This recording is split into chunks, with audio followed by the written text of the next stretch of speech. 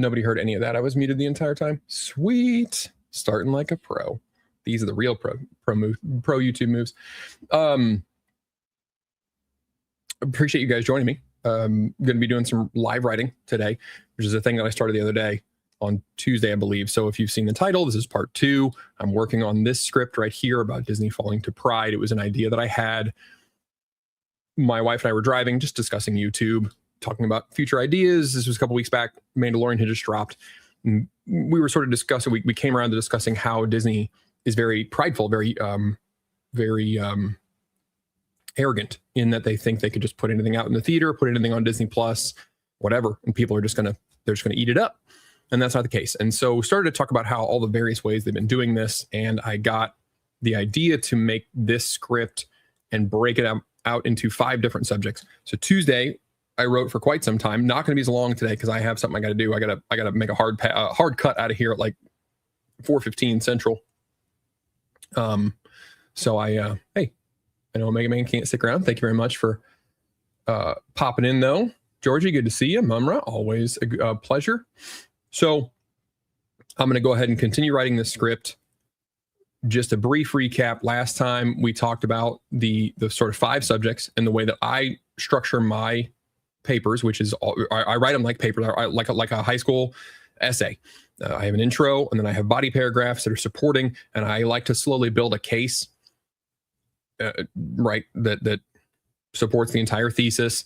So I have these 5 different points, which I'm going to be working on point 3 today. And then what I do is I have Notion here, and I just, when I'm thinking about a video, I will just open my phone, throw a couple sentences out, whatever. And then later on, I will put them in where the slot I think they go, or they just get deleted because they just weren't good ideas, whatever. So that's what I did last time. And I started building the first 2 points. The first one was about how they pretty much think that they are more creative than the things that they bought, like Star Wars and Marvel, or their own past selves with the live action movies that have changed the theme or the story, the plot of their own catalog.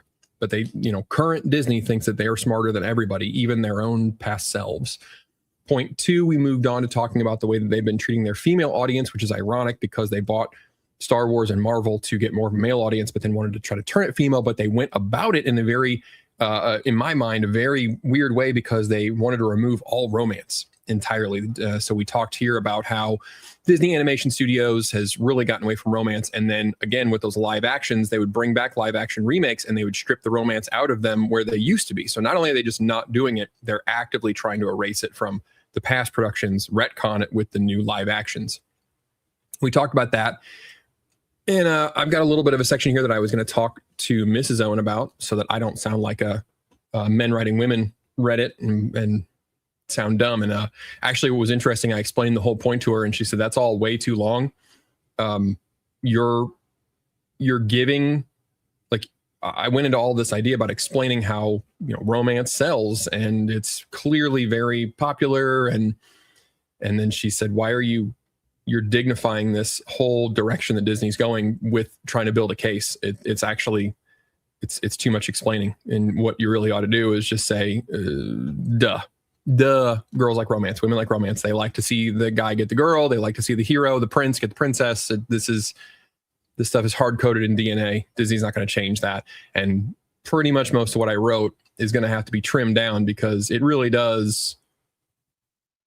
It treats the point too seriously. The point is it'd be like going into a whole scientific explanation about why the moon is not made of cheese. Like it's I don't have to dignify that argument. That's stupid. So what we're going to do today is going to move on to the third point here, which is going to be more about boys. And I'm just going to pick up pretty much almost where I left off on Tuesday. Wrote for a couple hours. Had a bit of a busy week. Got a lot of stuff done though. I was on vacation getting a estate wrapped up. I don't know if you guys ever worked in an estate. It sucks. It's expensive. And there's a reason it's expensive because it's a ton of work. When you die, you think like all your stuff just goes to people and your will just gets executed. No, it's a crapshoot. It's awful. And then we also got started on the adoption thing. I'm trying to adopt another kid, trying to have a 7th kid because I'm crazy like that. So getting back into foster care, got one in particular. I'm going to be working on that more. So hopefully more news to come there. I don't know what I'm supposed to say or not, so I'll just leave it at that. But I hope that goes well. So we'll start with the third point here, and this is going to be, as far as the writing process goes, we're still in the just getting the ideas out phase. So these first 2 points, these are way too long. I mean, I was scrolling through them. It's a lot. It's currently, this script is 5,000 words long, which if I were to read it right now would be about 30 minutes. And I haven't even written the second or third or fourth, or I'm sorry, the third, fourth, or fifth points. So the script is way too long. It's going to be a more length. It's probably gonna be like a 30, 40 minute video when it's done. But as it is, it's just too long. But the way that I write my scripts is I get all my ideas out. I structure the argument. I'm trying to make this strong argument that Disney has made a lot of unpopular decisions. There is proof of why those decisions were bad and they are not working, but they're continuing to plow forward with them anyway. And that's where the thesis of this video is going to be, that they're very prideful. They're very arrogant, that they think they can just bully the audience into liking what they don't like, or they can, if they just keep on going, people will get on board. So that's the argument that I want to make. But right now it's rather dry. And so I'm going to get all this out. Then I'll go back through and tighten the arguments up. Some of them are going to be weak, I'll find. I'm also going to inject more entertainment, because this can't just be a dry 30, 40-minute lecture. It does need to be entertaining for the audience, for you guys. So that'll be the next pass. But I got to get this first one out. So this point that I'm about to work on is, I want to really emphasize this idea that I have that men are systematic thinkers. Because people get mad when they say men are more logical or more rational, which I get, because the opposite is illogical or irrational, which, you know, is insulting to women. So I want to make this point here. I'm really going to try to make this idea clear that guys are systemic. We think in systems. We think in rules and boundaries, and that's why there's more guys in STEM. It's not because it's like some cool thing that we're gatekeeping. It's just the way that our brains work. So I want to explain that concept, and then how Disney has not been, they're not understanding that, either because they just really don't like the male audience, or they just don't get it. They don't get that. And so things like lore accuracy, power scaling, these things that you see journalists, actors, they make fun of all the time, but the male audience takes these things seriously. And if you're going to make a show, a superhero franchise, or a space opera, Star Wars franchise, you got to take that stuff seriously. And then I think I'm going to have a small subsection about how the style of shows themselves are not really geared toward, like the structure of them is not what guys would care about. The Acolyte was more romance than it was action. There really wasn't a lot of mystery. Again, a mystery show is going to be popular with guys. You have clues, you're building a case, right? You're solving a mystery. There are rules, there are boundaries. It's a systematic type thing. Or The Mandalorian should have been a Wandering Ronin type show, should have been a Kung Fu, should have been, you know, him solving crimes, should have been Jack Reacher, should have been that. These things have been popular for a long time. So again, I'm going to build the case that we can see the popularity of this format, these formats. These have worked, these are proven. And then they went in a different direction and it's not working, and they're just plowing forward with it. And that is where the argument that I'm going to try to build is not just they're doing something I don't agree with, I think it sucks. It's they've been doing it. We know it's not working. We knew what the proven model was, but they're doing it anyway. There's only two reasons for that. One is that they're just so arrogant they think they can get away with it, or they just hate they're so captured ideologically. And I'll insinuate that, but for the most part, I want to just say that it's an arrogance thing. It's a pride thing. They're the biggest entertainment company in the world. They do whatever they want. Well, they can't. And then lastly, and I don't know how strong this is going to be. Again, I'm trying to make stronger arguments with this one, is just there's either a lot of misandry or there's at least contempt for the male audience. There's the deconstruction of old heroes. There's the attempt to, course correct tropes, famous tropes of history like Rey. It's very clear that she's not going to get saved by Finn. Holdo, the whole Holdo maneuver, the way she treats Poe is just ridiculous. And then MCU Phase 4 and beyond just being very female focused and in a weird masculine, like a toxic masculine way. Is very strange. I might have a fourth one here, but that's what we're gonna work on today. And I'm gonna Pomodoro this stuff to try to get it. So I'll talk to you guys for a second here, and then I'm gonna phase out for 25 minutes. Then talk to you guys again, and we'll see if that works. So Machine says the question is not whether the moon is made of cheese, it's which cheese is made of. For me, Parmesan. Sounds good. It gets too rich too quickly, though. I'd rather just go cheddar. Just cheddar. Yeah, 7th kid.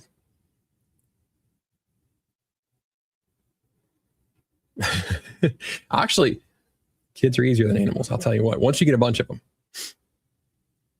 them. Yeah.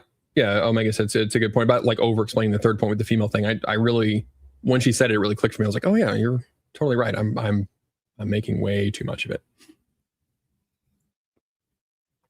I'm gonna get there. I have a 12-passenger van. I'm gonna fill that thing up. My oldest kid just turned 18, so I have room. I can legally have another foster kid now. I'll do it again. Gotta get the Punisher. I liked it. I'm just itching to do it again.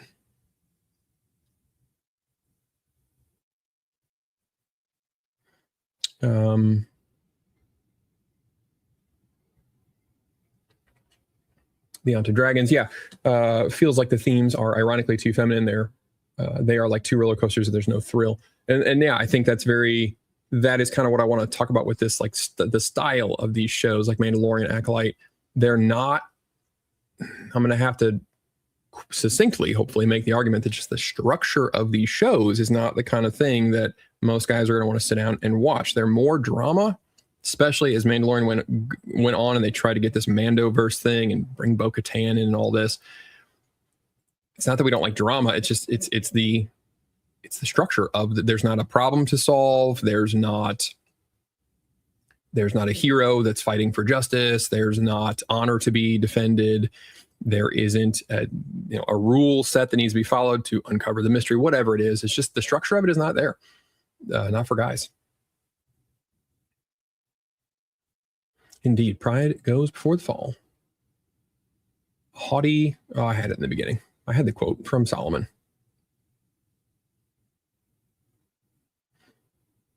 Yeah, and I think people don't like the word logical, so I want to go with this systemic thing because they just get mad at the word. I mean, yeah, we're all saying the same thing here, but it's the people don't like the word, so that's fine. It's cool.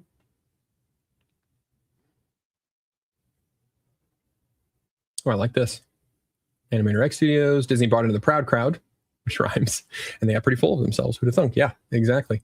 They well, and this is the thing. Yeah, Georgia Girl says as a woman, their stuff is not for women. So that's the ironic thing is they said, we got to get more female heroes in the MCU. We got to get, a woman in Star Wars. Because we're going to bring the female audience in. But then it's the same thing where they told the stories in a way that didn't really appeal to anybody. It didn't appeal to Star Wars fans or MCU fans, but it also really didn't apply or didn't appeal to women because most of these, they were very aromantic, very asexual. Not that everything is about like having sex, but there was no romance. There was no drama involving a will they, won't they, or something. It's just so popular that Mrs. Owen's correct. Like trying to even go into it it's stupid. It's arguing with someone who just doesn't want to understand.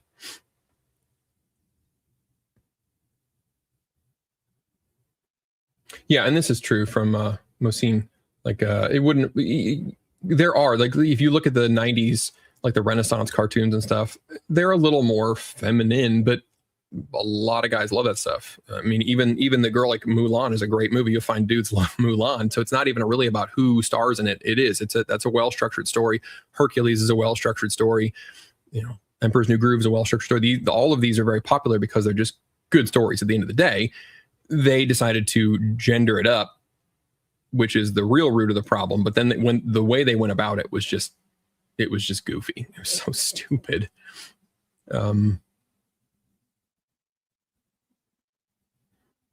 Yeah, Quiet Chat. Right. They wanted to bring men. It's such a confusing mess because they bought these two big franchises, spent literal billions of dollars, almost $10 billion on these two franchises. And they were like, we're going to buy a male audience. And then they immediately didn't want them. I don't know.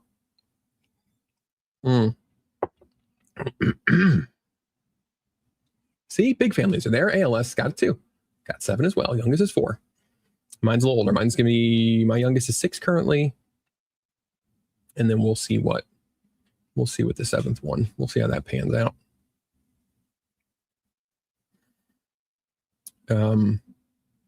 Yeah. Machine again, they replace female-centric vibe with misandry and then gender equality. The Acolyte is a really excellent example of this. I mean, they hired somebody who hates her dad to run the Acolyte, and it was very misandrist. It was so weird. Okay.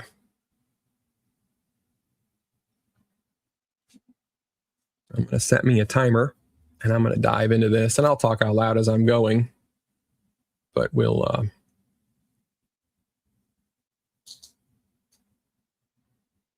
J Game, they thought they already had bought the male audience and they would watch whatever crap they put out, so try to bring the female audience in with it too. And yeah, and that's going to be part of this section too, this derision of how nerds view media, lore, X3, power scaling, and you know what I need to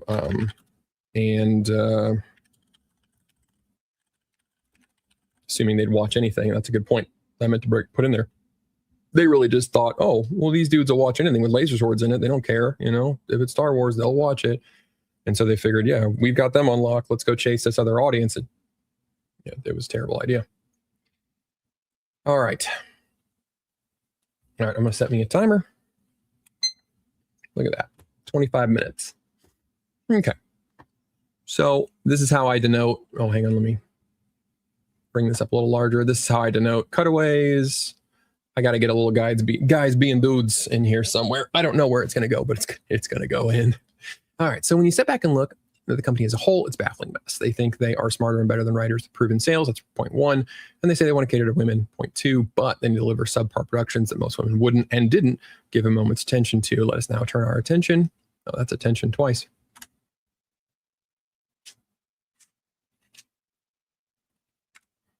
Let us now turn to how they fared with the men. Okay, so I had a thing in here. This is part of my brain dump. They don't just dislike men, though. It's fair to understand the company. The real issue, especially with franchises like Star Wars and Marvel, is that they don't understand the male way of thinking. A lot of folks get upset when men are described as more logical or rational, which I kind of get because the opposite of those things is illogical, irrational. Let's try this. Men are more systematic. We tend to think in systems. Women tend to be more abstract thinkers. I don't know if I'm going to keep this. I had this little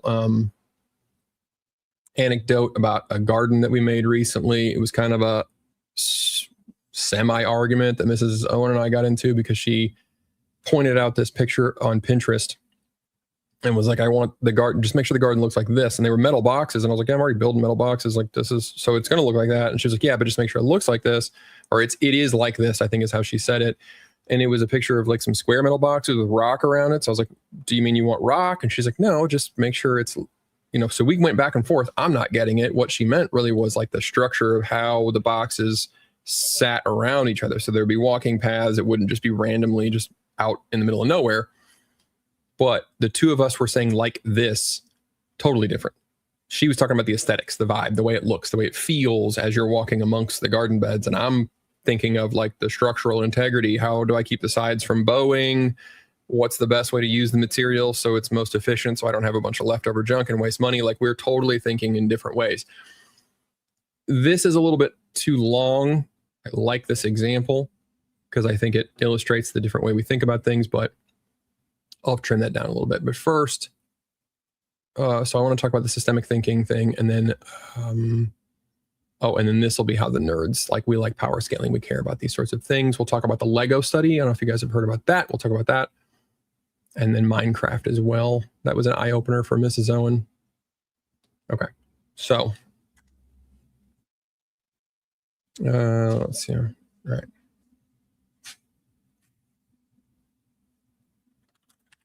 Let's see.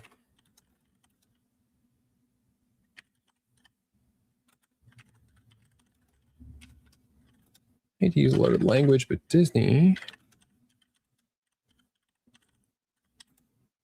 All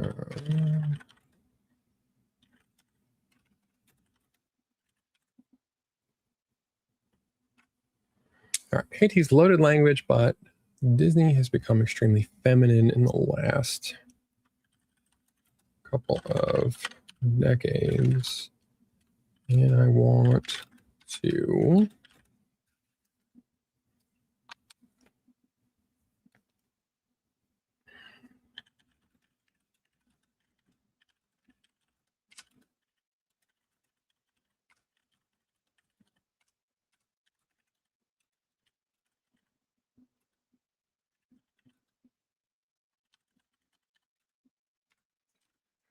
all right, Disney's become extremely feminine in the last couple of decades, and I wanted to find that and why it matters to how stories get told and how they are received.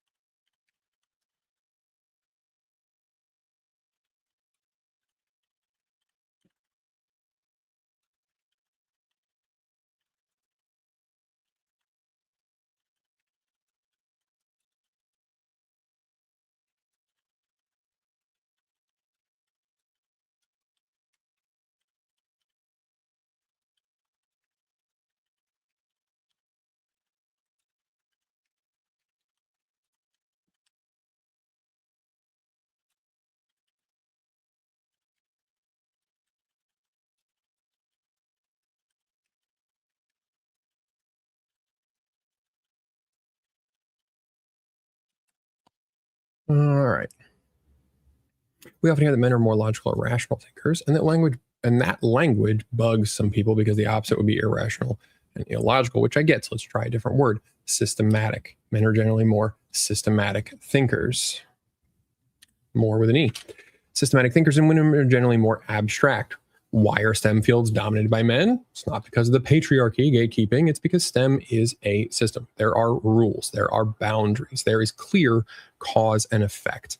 You can combine the rules in creative ways, but they are still rules.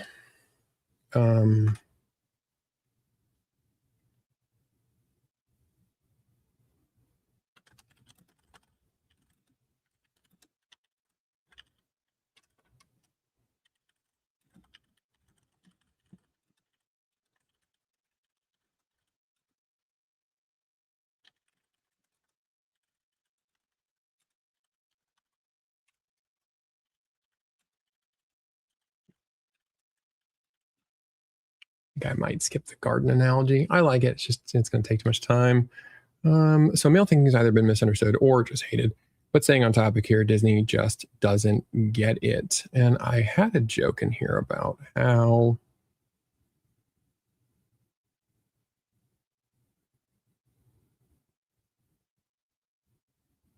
well, I guess we'll stick with this with like the how nerds do things. So I guess now we need to say how this applies.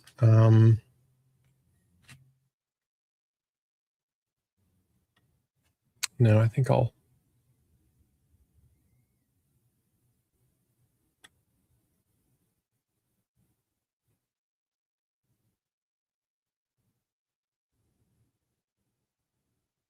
Talk about how mansplaining is usually just guys talking, just like describing things.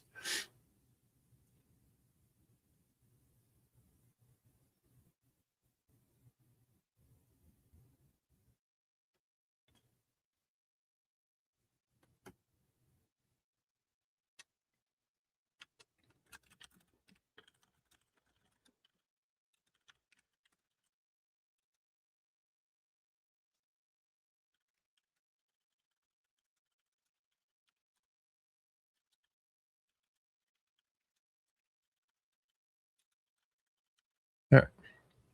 Male pattern thinking is not really that different from autism. It's just a matter of degree.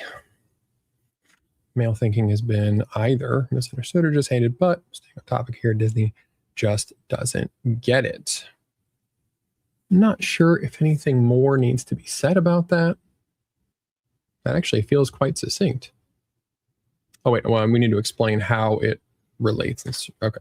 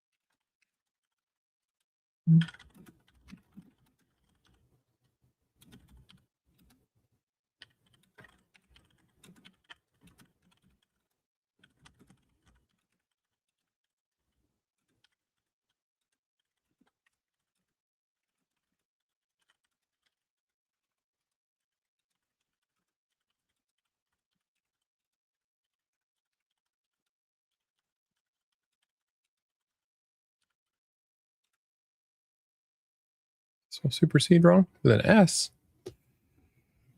All right. So how does this affect storytelling? A male told story has a more clear goal and set of rules. There is good, there is evil. And while those concepts might get played with to make a moral gray, the black and white ends of morality still exist. The rules are still there. The hero has to decide which to use, which rules and boundaries supersede the others.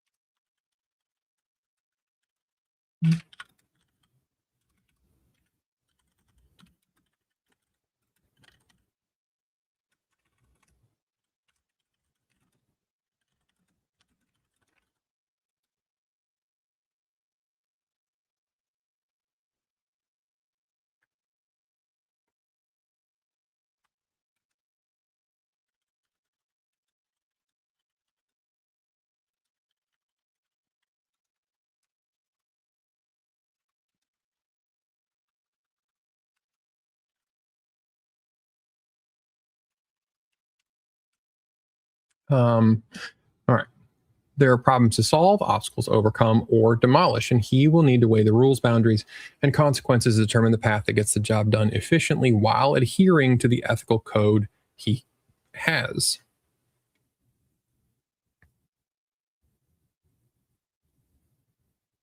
I think that sums it up. Gotta keep my, oh, can't put it there. It's in front of the camera. 12 minutes left. God damn, writing goes fast.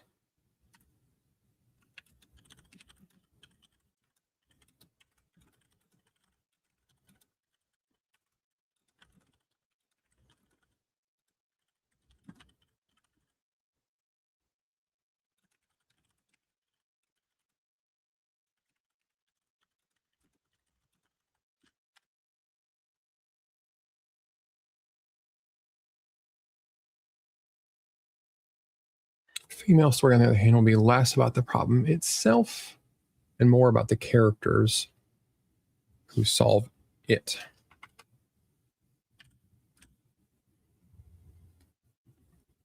Female story, on the other hand, will be less about the problem itself and more about the characters who solve it. Probably the Eternals would be a good...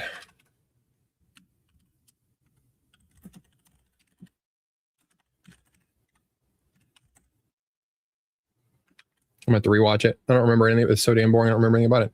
But I'll rewatch it. I think the Eternals would be a good, really good example there, because I don't remember even what happened, because the goal of the movie is what? Stop the Titans, I guess. But it's really more about the ensemble cast. It's about how they interact with each other. It's about what they do with each other to solve the problems, and not so much about the problems themselves. The movie is forgettable for me because all of that takes a back seat. It's more about the cast, more of the characters. So I would call that more of a female story. So I think I'm going to watch that one again and refresh, but I think that'll be a good example, but I don't want to commit to it because I hate when I do that. When I think I have an idea, like the Spider-Man one from the other video, that was not correct. I just hadn't rewatched it. So let's see. So how does this affect storytelling? All right. So we've talked about the systemic way. I think this is coming together quite succinctly today. This is nice. I was wordy the other day. It was too many words to say one thing. So we've talked about how we're going to talk about systemic. Men are systemic in their thinking. I've explained what that is briefly, and then Disney is just not getting it. And then this is how it affects storytelling, because there are rules and boundaries. There's a code, there's an ethical code, moral code, whatever it is. It's more about the problem getting solved. Female story, on the other hand, is less about the problem itself, more about the characters who solve it. And then I think the Eternals will make a good explanation. Probably need so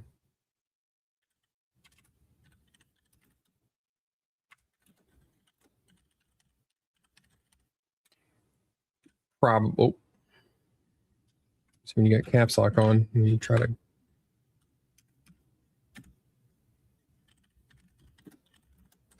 Iron Man will be the most be a good counterexample to that, because it is about, it's about Tony. He's a compelling character, but really the movie is about him overcoming obstacles. And I would say it's the most systemic thinking that I could just immediately comes to mind. He's in a cave. He only has so many things. These are the rules. These are the boundaries that he has, right? These are the constraints. How do you solve the problem using just these things? And he creatively puts them together to solve the problem. Then he has the problem of what to do about crime in the world and how can he solve it. And he has this suit. How can he, so I think that might be a good counterexample of, like, that is a male written and coded, whatever word you want to use. That is a male movie, because the character goes about solving the problems in a very systemic way. Whereas I think the Eternals is going to be my other, just more about the cast, less about the systemic thinking. Okay. So we've got the systemic thinking. We've got the autism joke, which is really not, I hate that it's not as much of a joke. Really, it's a degree thing that separates us from just being straight up autistic, most guys. And it's also why a lot of guys, I think, it's why they get autism diagnoses, because they're just very male. So they get put on medication because they're just boys. And they just talk that way. So now, though, I want to talk about how I want to transition this into, because this section is going to be very Star Wars, very MCU heavy, because those are the ones that Disney said they come with a male audience. We want to buy a male audience. Okay, so then they messed it up. So clearly it's going to focus on more on that. And I really want to talk more about how, like, a lot of what we think of, these stereotypes, these jokes about guys debating power scaling, or, mall rats talking about the Death Star and should they work there, should they not, or whatever. Like, these arguments, as much as they're jokes, they're kind of not. It's how we view our media. It's how we talk about our superheroes, how we talk about a lot of our entertainment is in that way. And Disney clearly thought that they didn't really have to care about the lore. Plot holes didn't matter. power scaling didn't matter. You know, and I have a line in here about Rey and Kylo.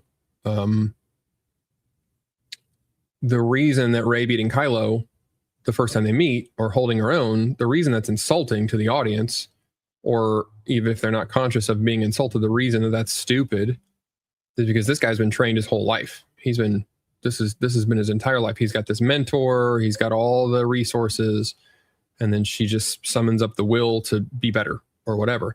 And so it's not about girl beats guy. Oh no, my male pride is hurt. It's about power scaling matters, and you can't show me a guy who's been training his whole life to be this dark side Sith Lord, and then some random girl who picked up a lightsaber 5 days ago, and then suddenly she knows how to use it and is holding him off. And it's about the rules. It's about the system, and you are not setting up rules that are consistent. And my brain doesn't like that, and it pisses me off. And then I don't think most of the audience is actually conscious of this, but I think most guys are insulted because it says you didn't care enough to think about the rules, to develop a rule system.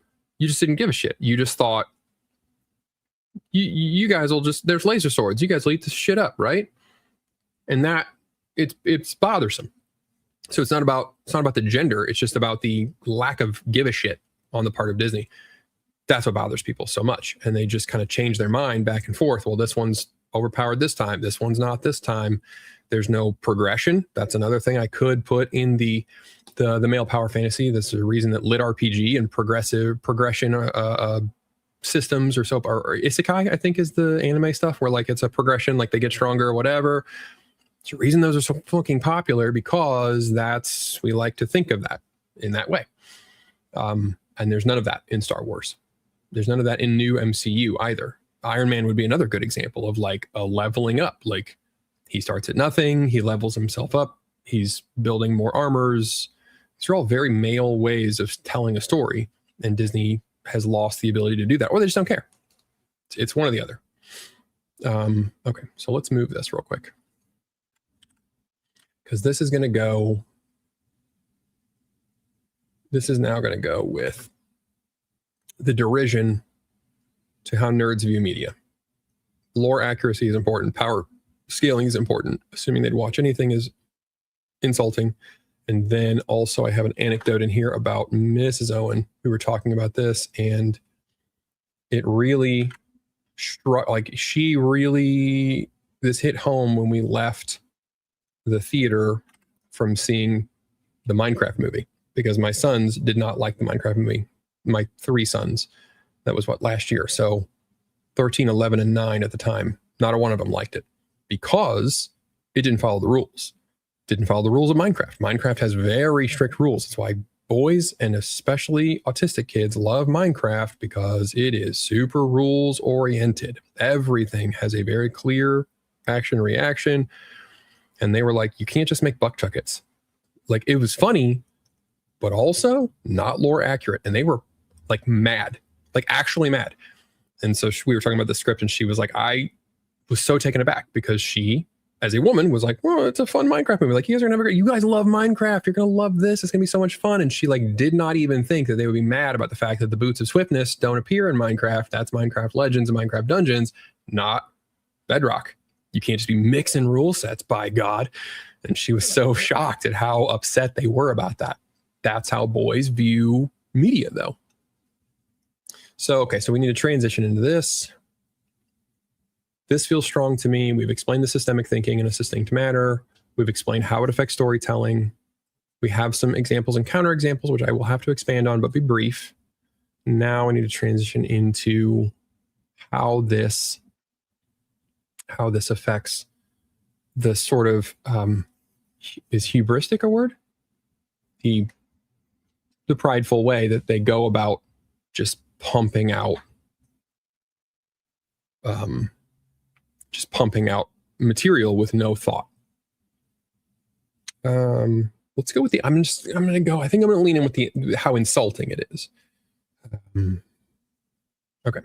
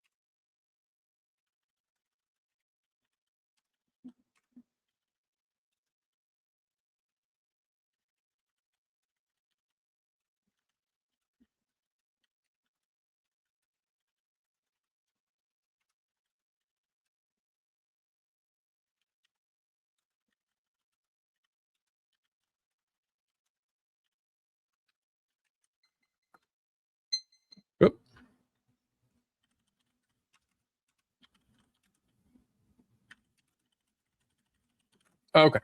That's my 25 minutes there. All right. Now I got to turn back here.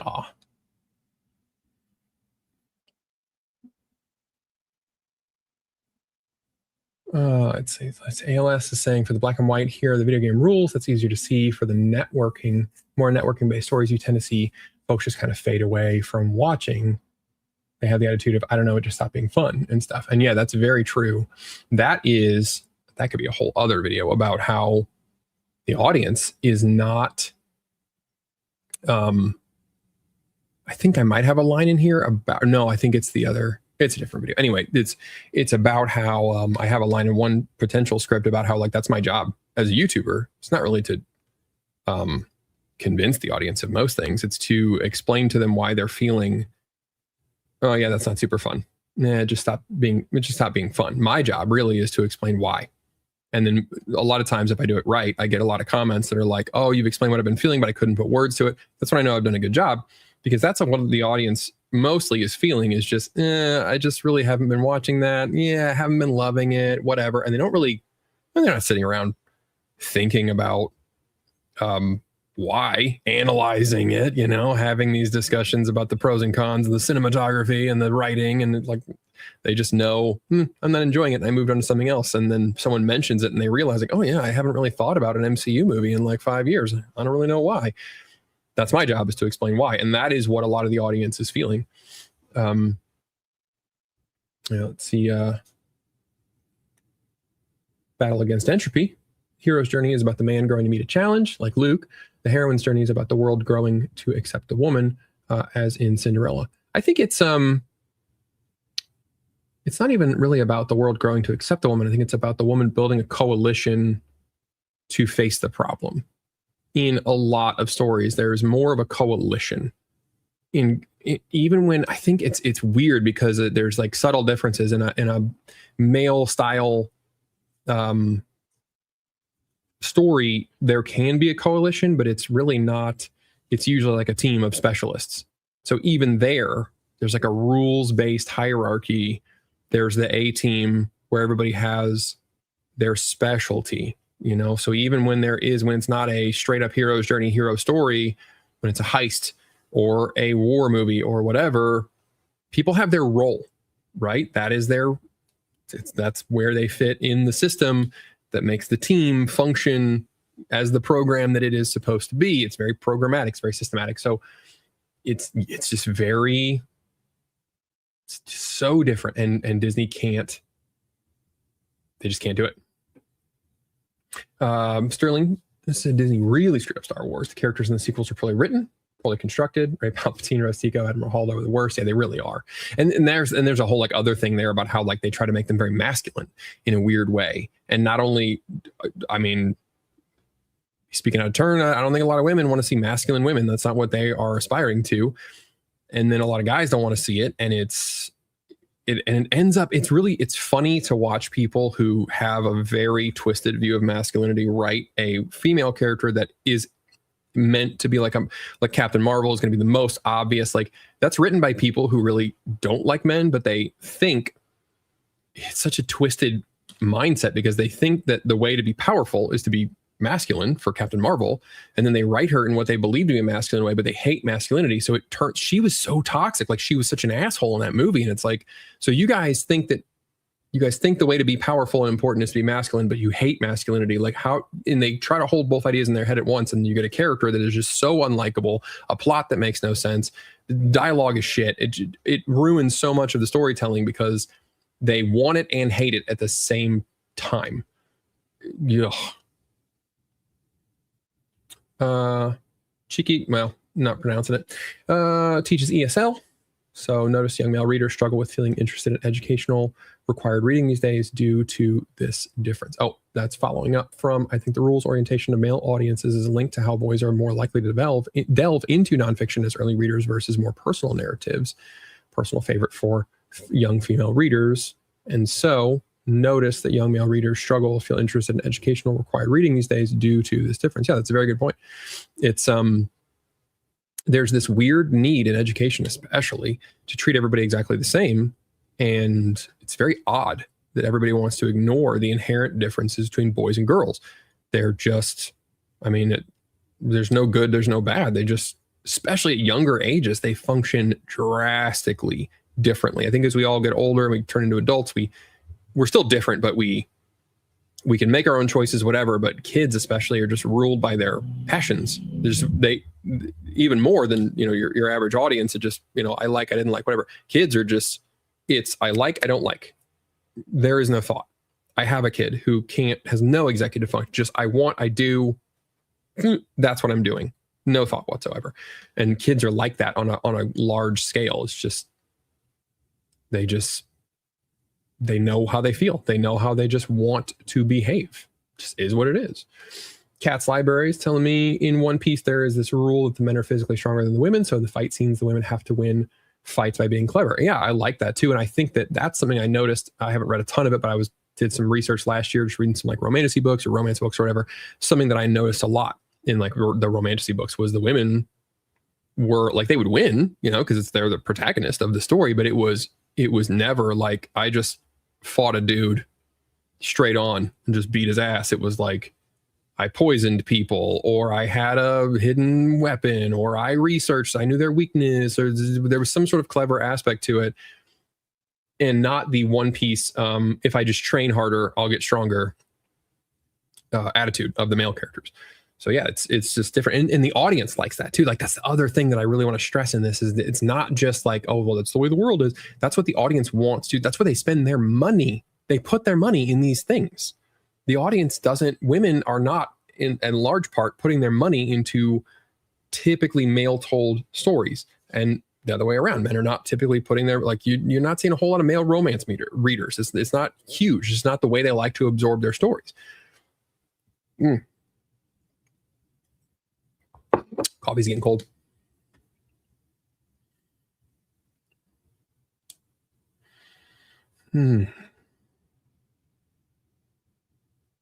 Yeah, J Game. This is a big problem in writing in general. This isn't like a male-female thing. The characters just do what the writers need them to do to tell the story they wanted to tell. They don't care if it makes sense. This is a huge problem. And again, bringing it back to, you know, what I'm writing here is that bothers. I think it bothers guys a lot because even with people's motivations, again, this is why there's like a gray area between just how guys think and how autistic people think, is that we view a character's motivation as almost like a rule set. Like, well, you're motivated by this, so therefore if you do something and it's not motivated by that, it breaks the rules. Doesn't make any sense.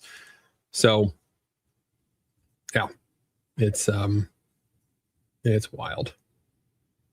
Let's see here. Nathaniel Rogers says, I find male stories are more tangible with their goals and problems, whereas female stories are less tangible, more about belief and state of mind. Yeah, absolutely. I totally agree. It's more abstract. It's more intrapersonal based. It's not so much about the goal, solving the. I mean, these are like.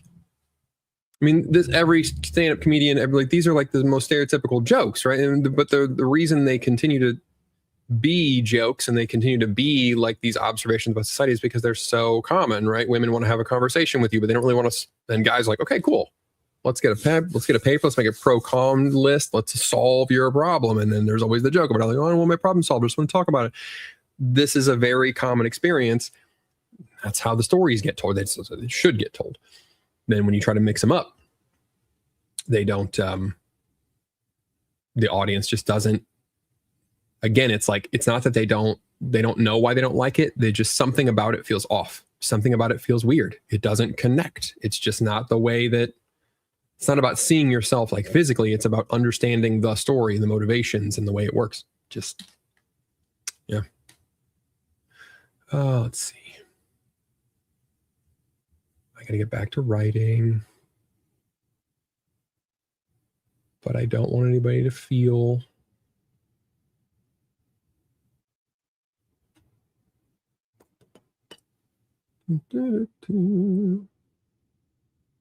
Hey, Gen X is here. Good to see you. Her channel's taken off. Are you at 100 yet? I haven't looked in a minute. talking about old shows and stuff. You know, it's funny. My kids have been watching Boy Meets World, and I forgot how good that show was. Like my kids have been eating it up lately, and that's the kind of stuff that Gen X talks about a lot, like older shows, older sitcoms, stuff, analyzing those kind of things. Really good videos.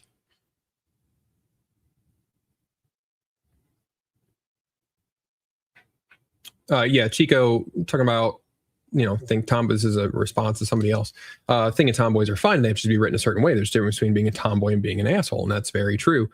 And that's another, I mean, the fourth point is here going to be more about like the social, the pride, like the Pride Month style pride that Disney is having a problem with. And that's part of their issue, is that there's just one more brick in the argument here that they can't write tomboys anymore. They don't even know what that's like. Well, they must be men. They must be transsexual or something. And no, there is a type of person that's a tomboy. And that doesn't mean that they're like a dude, but they're not super feminine. It's a blending of those things. And it takes skill to write that.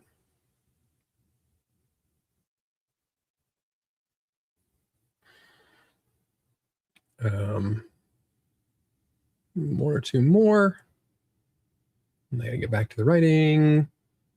Rob Gleason said, "How you write about the Captain Marvel thing? The writers try to put two diametrically opposing ideas into a character, and it fails miserably." Yeah, absolutely. It's wanting to be masculine but toxically masculine. That was such a terrible character.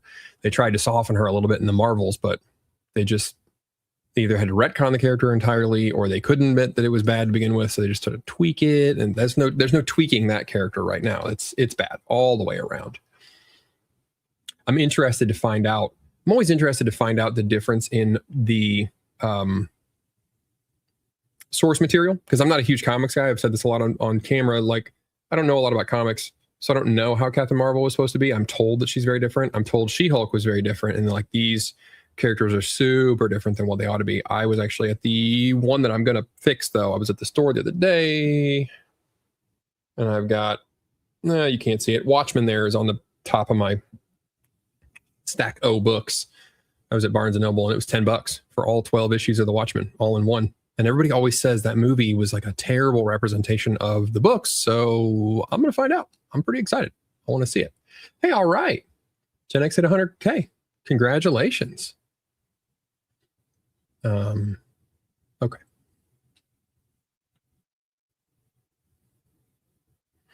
Dockside Cad want to know, men's stories are problem solving and women are what? I think it's not about that their women's stories are not problem solving. It's about the group of how the characters interact with each other, more so than solving the problem. Solving the problem is it's a close second, but it's a secondary motive than the characters interacting in a good way to get to where they can solve the problem, or to create an environment where the problem can be solved, or whatever. Whereas the male version it's more problem solving is the first priority.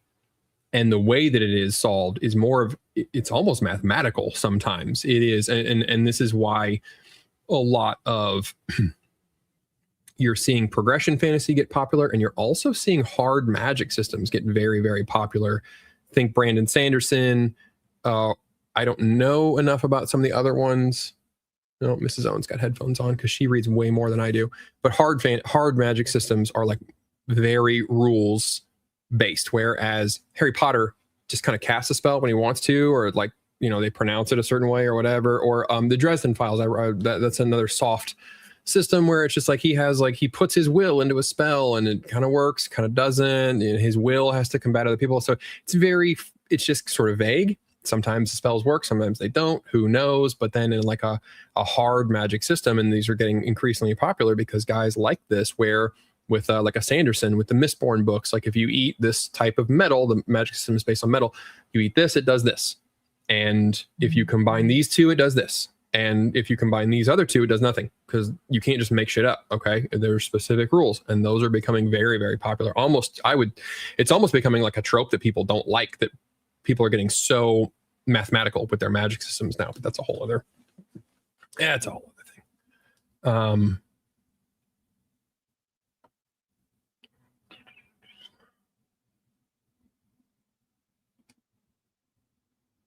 Hey, there's Catherine. Or Kathy. No, that's Kathy. Different from Catherine. Can't stick around too long. Want to pop in. Glad to see you here, though. I know you guys can't stick around. Sundays are busy, but I do appreciate you popping in and saying hey. Okay, so I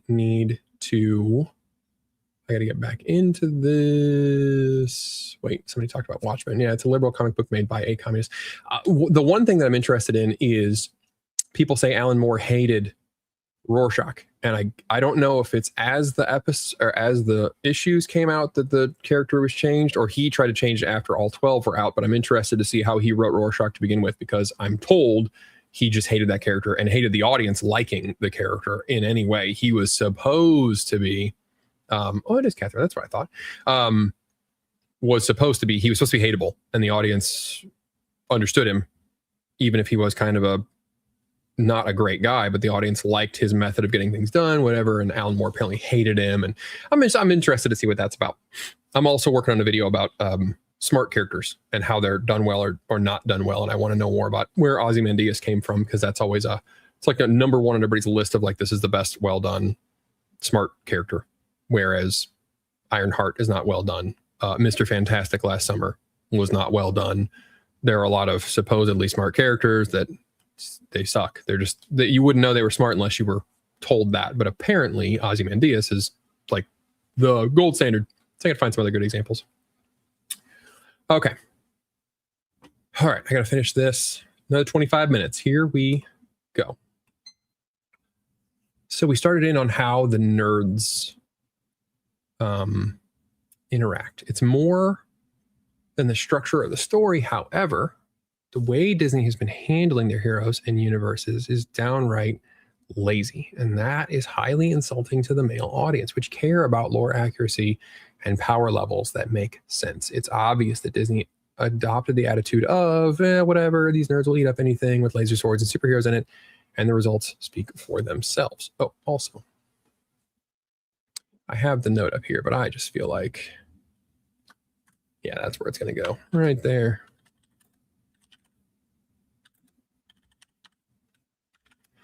Just guys being dudes.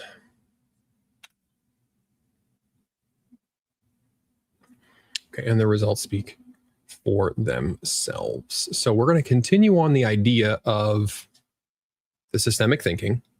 And now we're going to talk about lore accuracy and power scaling, power levels, and how these are important to the male audience. Highly insulting to the male audience, which care about lore accuracy, power levels. Makes sense. It's obviously Disney up to the attitude of whatever. So yeah, okay. So we're brushing off, and then we're also continuing this idea that they don't understand.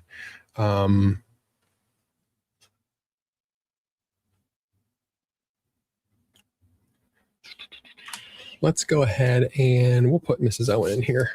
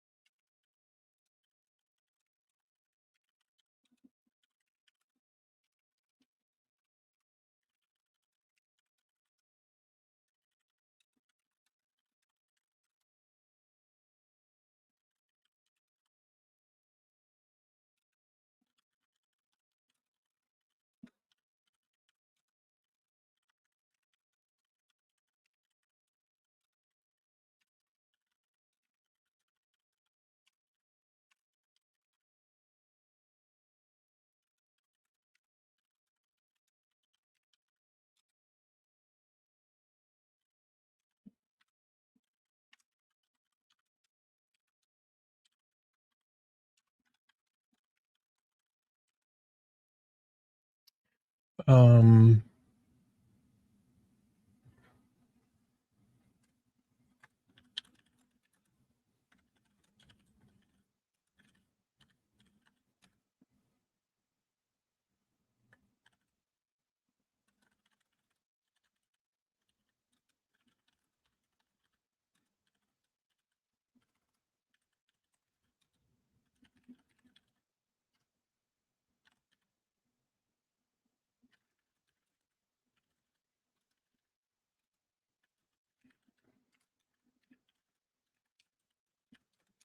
is there? I want to say Mallrats had something. I'm almost certain there was a Mallrats conversation about this.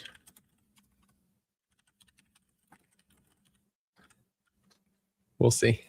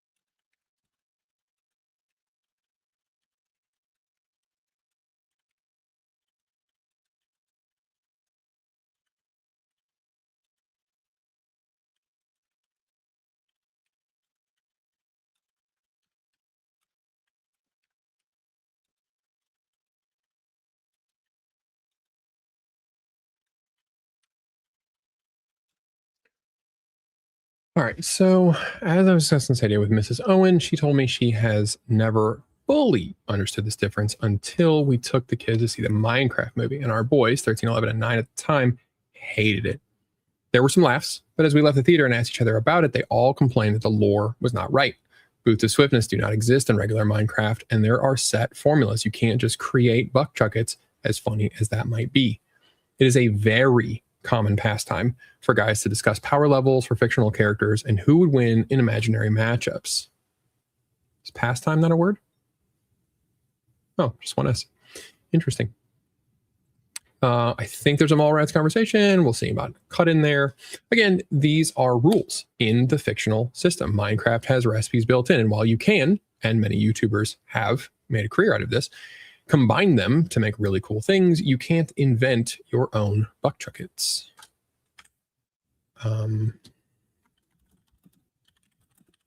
In the same way, Wolverine.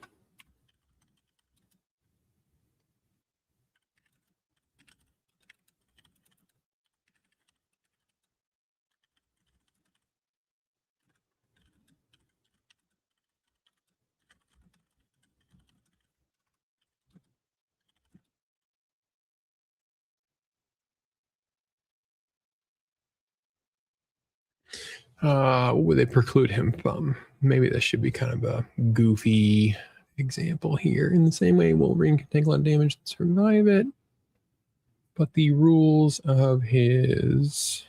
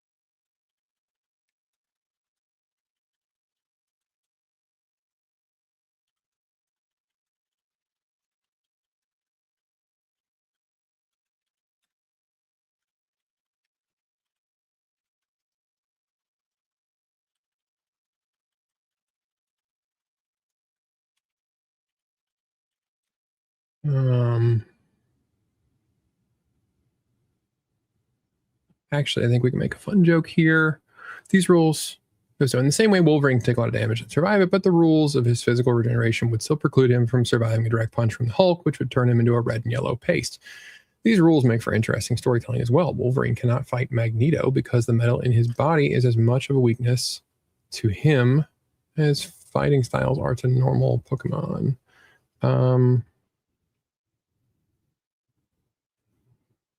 I can't remember which one. There's a Pokemon that's not a dragon. It's like Dragonite, I think, is not a dragon type. I can make a joke here about this style is 2 dragon types and then pretend to get mad that Dragonite is not a dragon type. I gotta look it up now.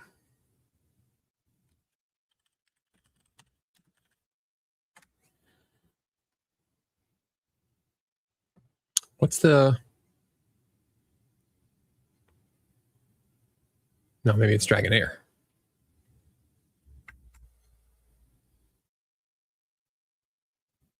No. Still a dragon type? What am I thinking of? There's like a popular joke about how they're... There's a popular joke about a Pokemon that looks like it should be one, but isn't. It's actually like a flying type or something. I don't know. Maybe I'll come back to that. But for now, these rules make for interesting storytelling as well. Wolverine cannot fight Magneto because the metal in his body is as much a weakness to him as fighting styles are to normal Pokemon.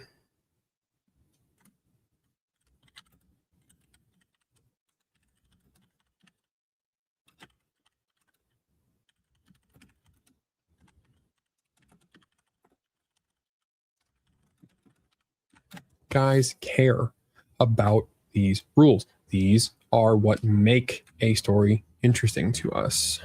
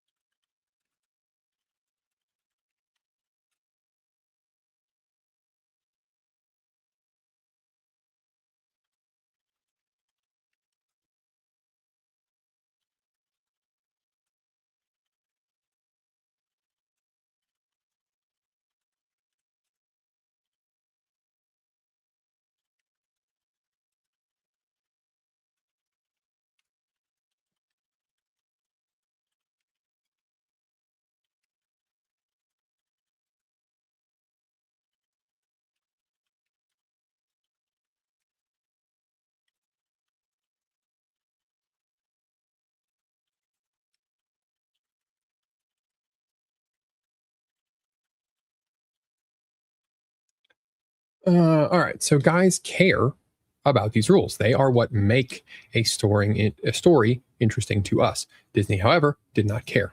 In The Force Awakens, Rey gets into a lightsaber fight with Kylo Ren toward the end and does a fair job holding her own, even scoring a hit on his face. Your average shill for this garbage would love to believe the fans did not like it because their fragile male egos, man, no spelling today. Male egos couldn't stand seeing a boy lose to a girl, but the reality is that this fight broke the rules.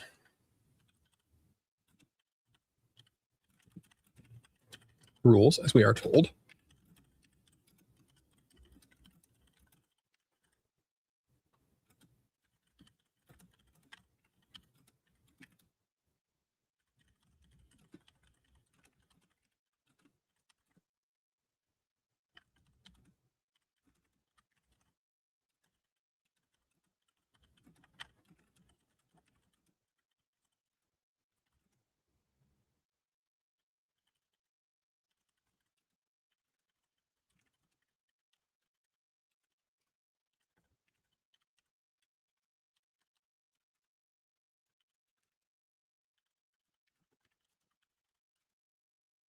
In a typical male story, the newcomer would lose and swear revenge.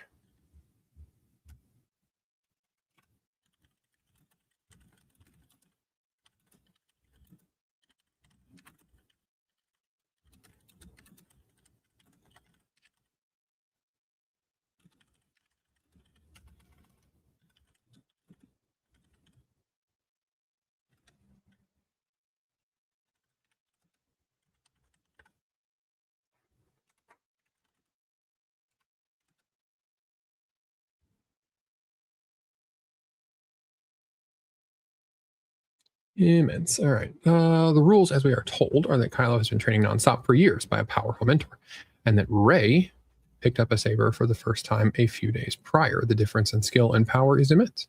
In a typical male story, the newcomer would lose, swear revenge, and then spend several episodes and a lengthy montage training to get that vengeance.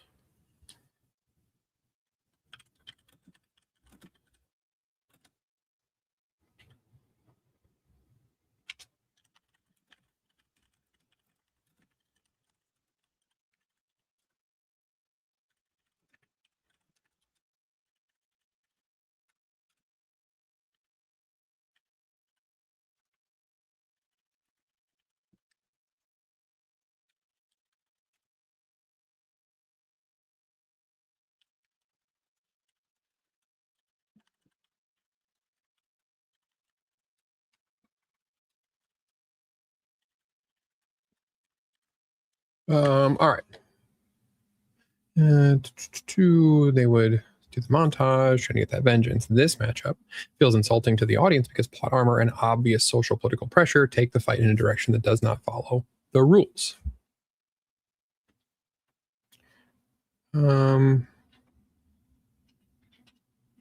Oh, and then there's laziness that needs to get in there as well.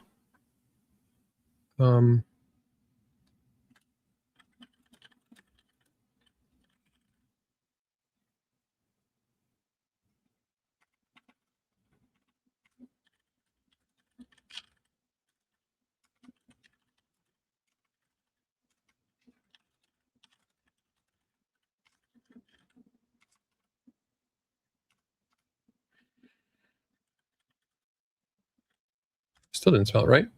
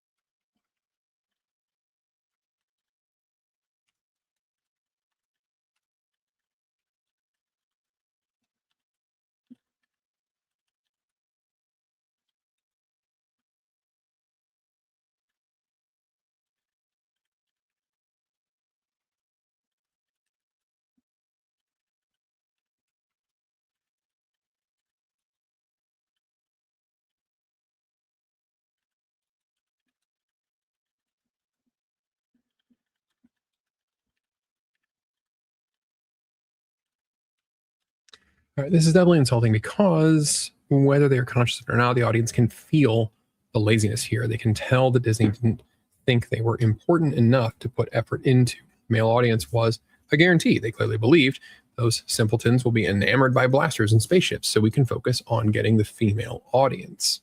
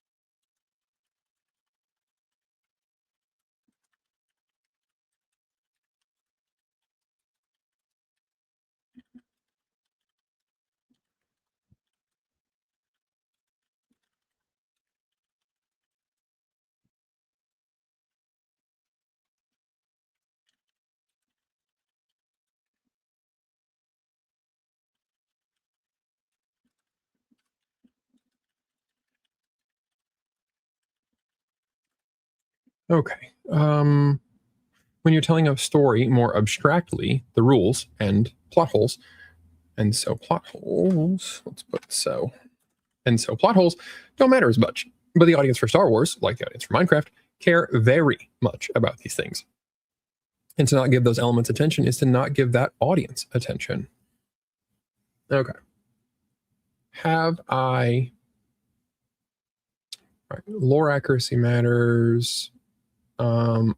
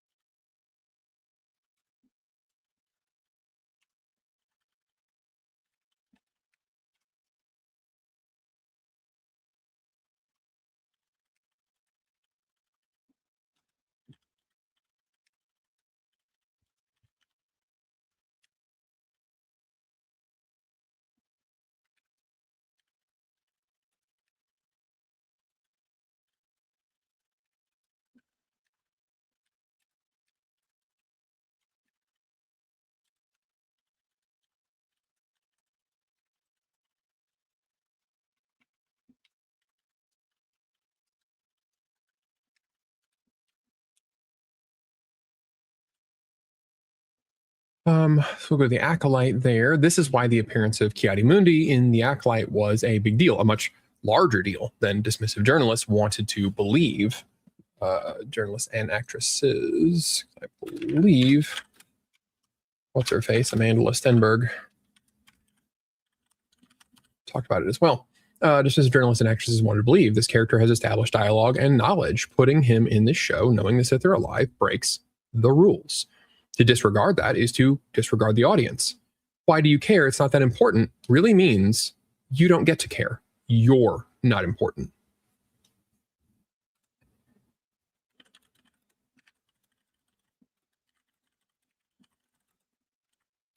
Did any wonder why the audience has left? Okay. So here is, they thought the nerds would eat up no matter what. We've talked about this, male thinking and autism. We care about power scaling, debate this kind of stuff. Who would win in a fight? The Kylo Ren thing, beating Rey or not beating Rey, that's insulting because of the lack of care. Okay. We've discussed that. Mrs. Owen didn't understand till Minecraft. We've discussed that. Style of show, the structure of the show. Did I discuss that or did I just talk about it? I recall talking about it. I might not have gotten that in there. It also might not need to be said. It might be implied. That's possible. Okay, this was like the whole point of the thing. This right here, the contempt for the male audience, deconstruction of heroes, attempt to correct tropes of history. I might still get to this. We'll see. The people running the company now clearly have contempt for the former audience. As soon as they purchased, The Mandalorian could have and should have been a wandering Ronin story. Okay, so this is still something we don't want to talk about because this also is, this speaks to sort of the pride of the company thinking that the audience would follow them no matter what. Like if they made this whole Mandoverse, if they expanded it out, you know, now you have to care about all these other people. You have to care about Boba Fett. You have to care about Bo-Katan. You have to get all these things. You have to care about all this other stuff, and they don't. But they're being told that they're dragged along. Okay, we haven't really delved into the Acolyte much. I think I should. So this goes with this up here. Style of shows. Okay, so this is still obviously something that needs to be talked about. Marvel Phase 4 and Beyond. It was the MC Uterus. We'll maybe talk about that.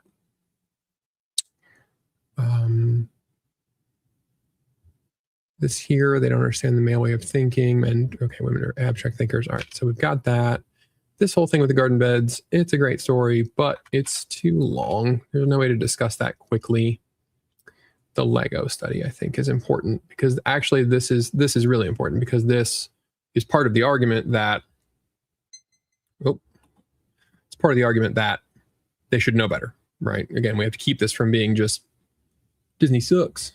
They're not doing things right. Like there's evidence that these things were never going to work, but they just thought we're going to do it.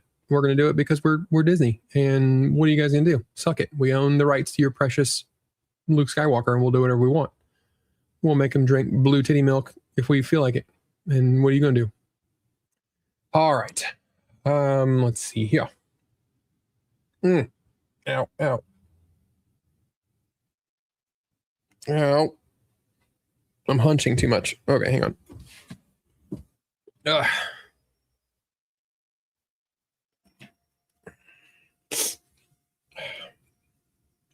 Good old standing desk. Anxurious, 10 Canadian dollars. Thank you so much. Maybe K-pop Demon Hunters was so popular because it successfully combined the male hero fantasy, slaying demons, weapons, and the female heart being the icon, drawing people together in song and looking amazing. Yeah, I completely agree. I think that's why, I mean, everybody loves this movie. I love this movie. It's fantastic. And you're absolutely correct. It does. There is like a rule set that they have to follow, whatever, that the demons have to follow. But it is, I mean, it's a very obviously like a female style story. It's a trio of women, whatever. Like, yeah, it combines them beautifully. And it's just a well-told story. That's the great thing about it. Let me rewind a little bit. Jack thinks I'm thinking of Charizard. That might be. Is Charizard not dragon? There's one of them. I know, like, seen jokes about this, about how, like, there's so, some of the stuff just doesn't make any sense.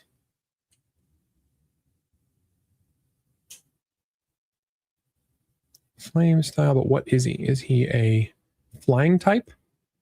Or is he a dragon type?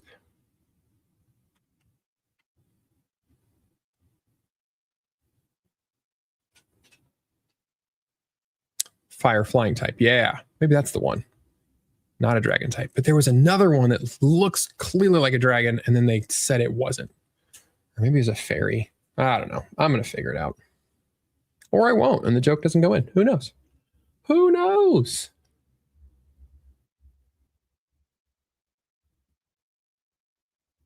Huh, yeah, Chris backs up the Charizard thing. Looks like a dragon on a dragon. Yeah, the dead air is part of it. I will work on it, but I don't know how I can write. I can't write out loud. Yeah, Clerks talks about the Death Star. I know they debate whether they should work on the Death Star or not, which also goes with Acolyte because the Acolyte tried to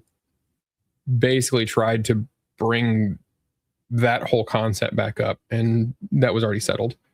But you're right, Mallrats talks about comics. Mostly about comic hero penises, but also I think just comic arguments in general. But I could use both clips. God, that's a good movie. Let's go back some more.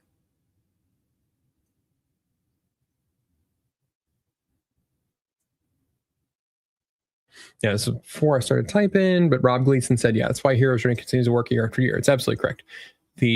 And that's just part of this whole problem with Disney is they just want to be clever. They want to be new and clever and different, and they have new cool ideas that nobody else thought of. No, these classics work for a reason. All right? Shakespeare invented most of or popularized most of these story types, and they've stuck around for a long time because they work, because they are human nature.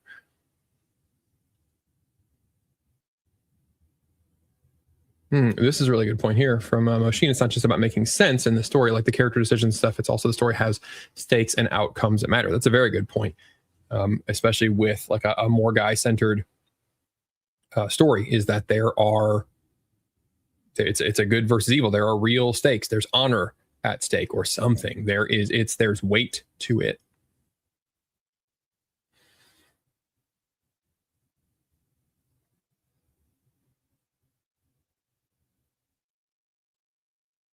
See, I thought it was Dratini too, but that was dragon type. Maybe it's not flying. Maybe that's the thing, is that it's not a flying type, but it should be. I'm going to find it. I'm going to find it. I'm going to look up memes. That's where I get a lot of my information from.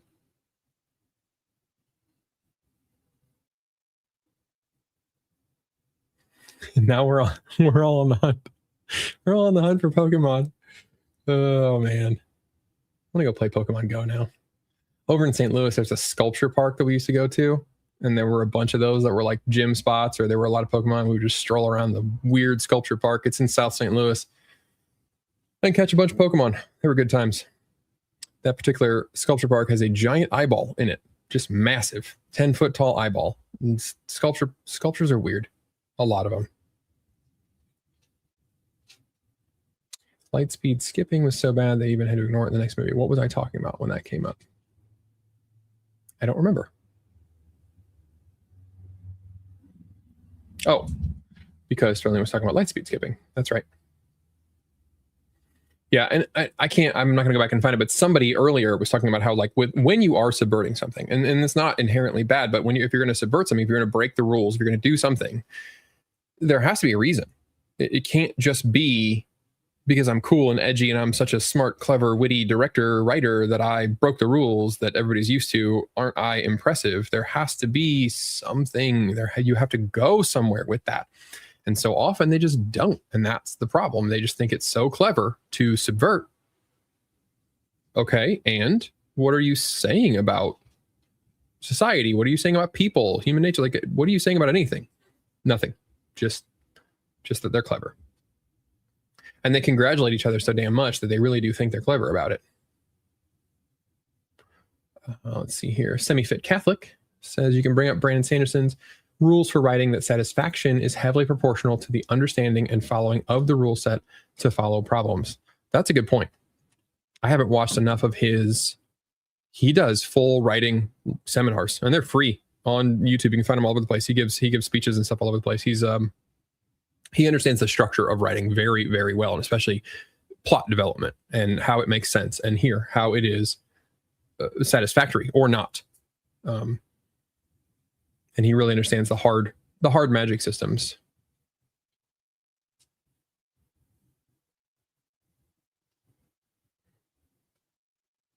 Cat's Library said, what would be the female story equivalent of the Rey fight, like getting married at the climax, only divorced by the epilogue? I think what would the male equivalent be? I don't even know. J Game forgot about the Ki-Adi-Mundi thing, and yes, they did change the wiki, the Wikipedia. They changed it to align with Disney, like rather than just call it out and say, "Hey, that was a stupid move." Nope. They pretended that he really was there. He was alive when it shouldn't make sense, and he knew things he didn't know. But just suck it up. Just watch it, nerds. Eat the slop. Go to the slop trough.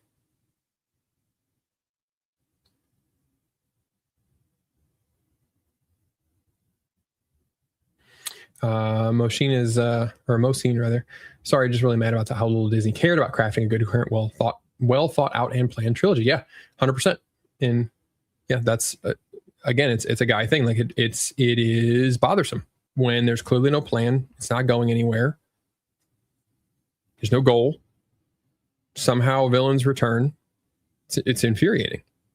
And it's also it's been infuriating for many, many years now to have a lot of people tell you that you're stupid for caring about rules being followed, that you're just dumb and you're taking it too seriously and all this. And man, I could go on a whole rant in this script about how like people caring a lot is what made this one of the largest franchises in entertainment history by a wide margin.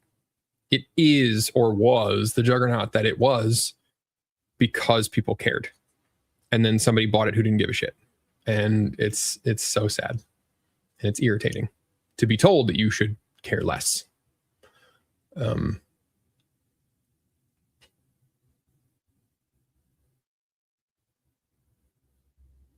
Yeah, JJ Spencer here is talking about, could write an essay on how so many modern companies, not just Disney, seem to be actively avoiding any sort of normal narrative structure. Mystery box storytelling killed so many films. And yeah, that's ironically named because J.J. Abrams is the one that freaking popularized that so much. And everybody thinks mystery box storytelling is so clever. They'll just show you something and you're supposed to wonder what it is. And then the reveal, oftentimes there is no reveal, or it's so underwhelming and makes so little sense that you then feel, again, insulted. You feel like you got tricked by the production, like you're being laughed at for wondering what was going to happen.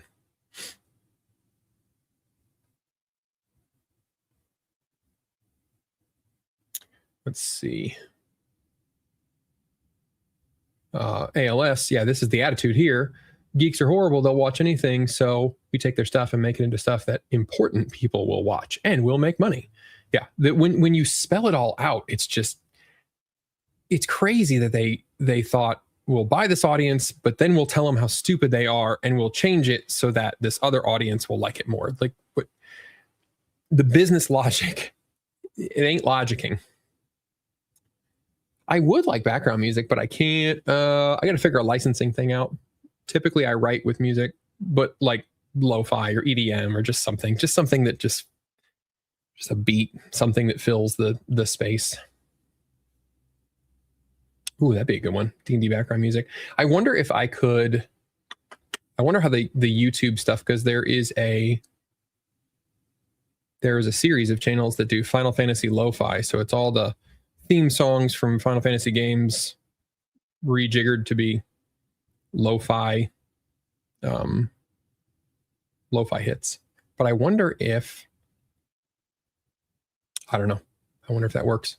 Not that there's no ads on the stream. It's not like it's monetized, but I think at a certain point the stream will just cut if you do too much. I was doing a stream one time with Dark Hour when he was doing the him and the Uninspired Reviewer were doing the Uninspired Hour. Two hosts is how they called it. And I was streaming with them one time. We were watching an Indiana Jones movie. They were playing clips of it.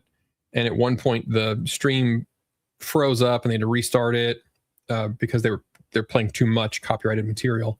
So it'll just kick the stream off. It's not even like oh no, you can't sell ads. I'm not selling ads, but it'll just kick the stream. I'll figure it out though.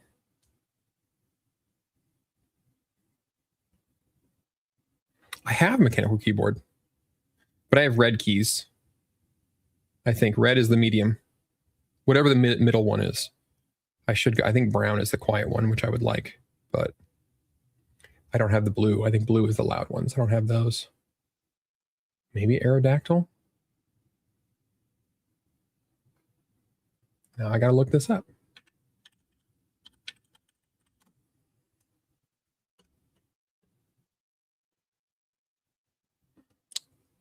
Rock flying type fossil. Maybe. I'm going to look it up. It's going to be a meme because I've seen it before.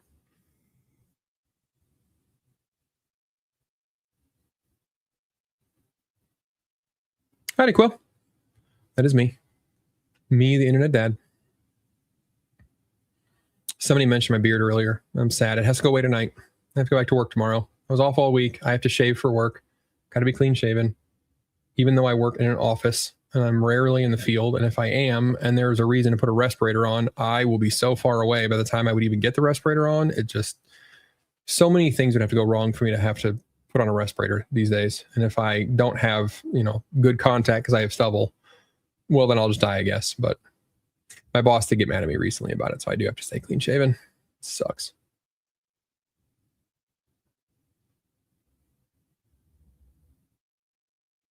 Well, this is what I was talking about. JJ said, hate to be that guy, but plenty of geeks are only consumers, not creators. You ask 5 geeks an opinion, you'll get 2 good opinions and somehow 7 useless ones. And that's not incorrect, but I think that is, whether the opinions are helpful or not, they still know what they don't like, and then they quit buying. And that is the trouble that Disney's running into right now, is they just have an audience that no longer cares. They just don't care anymore. They've given up, and they won't explain why. They don't have a good opinion why. They just know they're not feeling it anymore. So Guy Gadbois says this Disclosure Day kind of as a mystery box or just crap filmmaking or both. I haven't seen it yet. I'm gonna go watch it soon, or maybe find a way to see it at home. We're gonna talk about it. I'm gonna stream with Despot and Random Film Talk. We were gonna do it this Sunday, the 21st, but that's Father's Day. I forgot about it, and it's gonna be Monday, the 22nd. So if you guys are interested in that stream, Tuesday I'll be streaming myself. I will be playing Order of the Sinking Star. We'll be streaming that. There's a demo coming out tomorrow, and I'm so freaking pumped. Oh, I can't wait to play it. Should get a theme song for his channel. Singing himself like Oprah, Chuck Norris for their shows. I need something in the background. What is it? Every now and then I watch Asmongold. He has like wow music in the background. It's like flutes and crap. All right, last one. I'm gonna write a little bit more, and then I gotta go. I gotta do church stuff. I'm gonna meet new students. ALS said, G.K. Chesterton said, the reformer is always right about what is wrong. He is generally wrong about what is right. Another solid Chesterton quote. The guy is a wealth of maxims. All right. I got to set 20 more minutes this time. And then I have to go. Well, maybe I'll set 18 minutes. Because then I can say bye to you guys and read a few more comments. All right, so we have this section. Where were we? The pit of despair. So we're talking about the importance of structures to the audience, the fact that they care about it. We've already established the difference in thinking, the difference in storytelling methods and storytelling receiving or story receiving methods. And then we've talked about how the audience cares, what the audience cares about, what they don't care about, what Disney cares about, what they don't care about, and how it's insulting to the audience to just not feel cared about. This line right here I'm proud of that one right there. Why do you care? It's not important really means you don't get to care. You're not important. That feels like every now and then you write something, you're like, yeah, damn, that was a banger right there. That feels like a solid line. So I think we should briefly talk about now to finish today's writing and maybe this section. I'm not sure if I'll do this whole misandry deconstruction thing. I want to keep this more to how, not even that they're insulting the audience, or they are but not caring, but just about the structure, the style of the stories. And I don't really think I need to go into this like they ruin my heroes and they replace everybody with women. And like, I don't really need to do that. I think this argument about the style of stories is strong enough on its own to make the point. The last thing that needs to be discussed here is the style of show, particularly with the Acolyte, with Mandalorian, those two specifically, I think. And I'll have to read back up here. I remember talking about it, but I don't think I see it typed in here anywhere. So, all right, so that's what we're going to pick up. So we talked about the, you don't care, yada, yada. Okay. And then when the production is not insulting, it's just not enjoyable. And not enjoyable is not the same as hateable, which isn't a word, but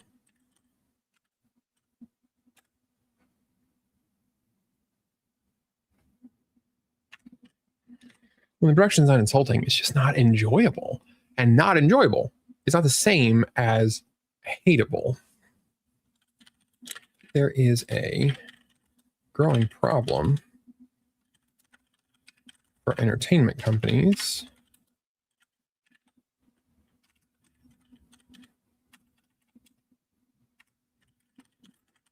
where the audience is no longer interested in the gender or the culture war.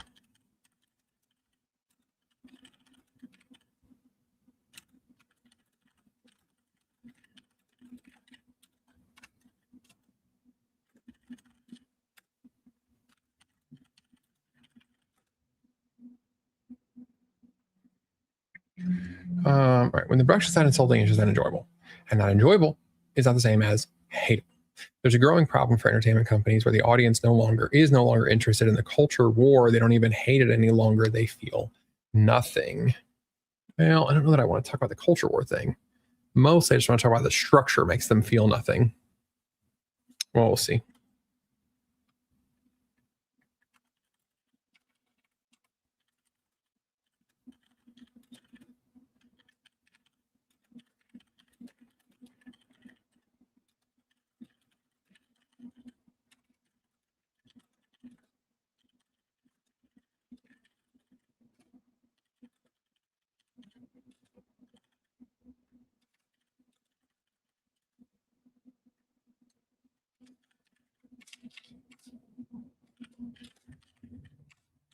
To belabor the point,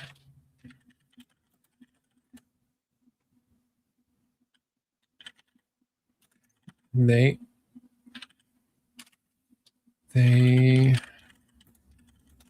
increasingly are not mad.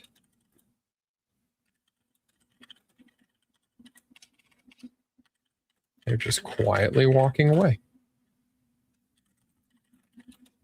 When you ask former MCU fans about an upcoming project, more and more, they reply that there was one.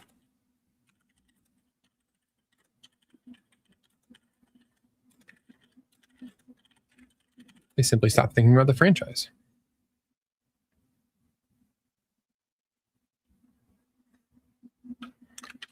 One big reason for this is that the stories are not formatted in a way that makes them feel anything.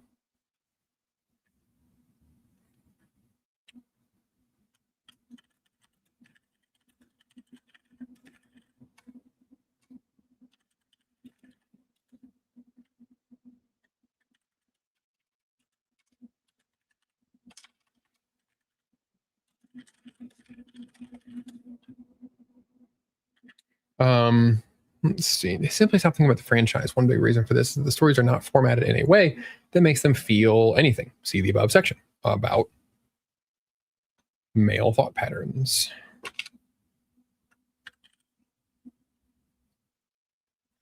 Um,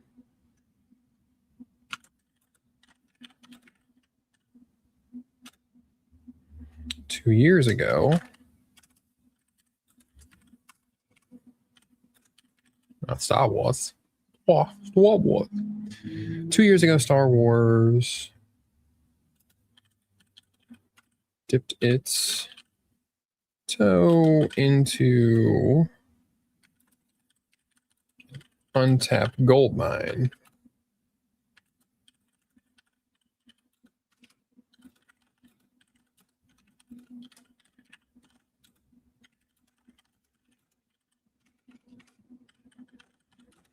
A time period where the name Skywalker had never been uttered.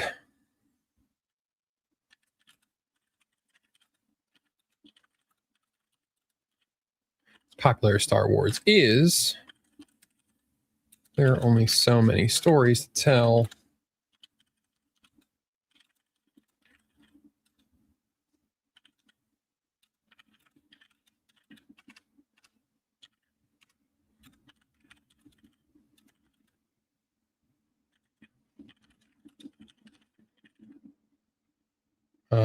Okay. As popular Star Wars is, there are only so many stories to tell about the 60 or so years of the Empire and Rebellion. Did I already say the Acolyte? With the Acolyte, Disney was finally going to explore a time period.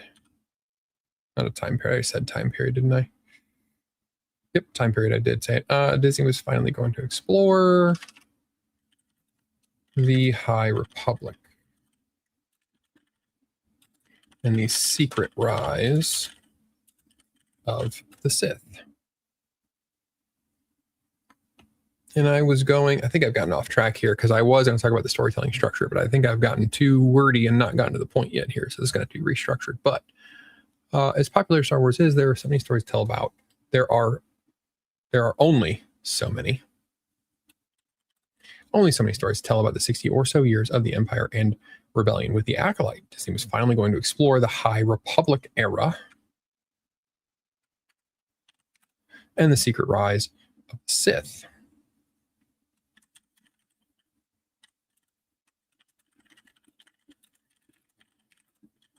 Personally, I thought this was a great idea, but the show was a complete mess for several reasons. I should probably plug my own videos there. Hours and hours talking about the Acolyte. Leslie Headland. We'll see. Personally, I thought this was a great idea, but the show was a complete mess for several reasons. To our current point,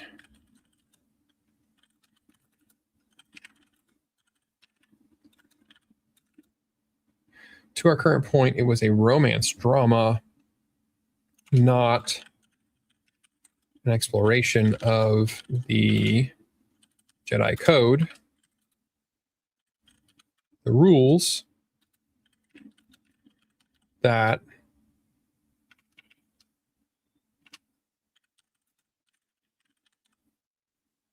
were exploited to allow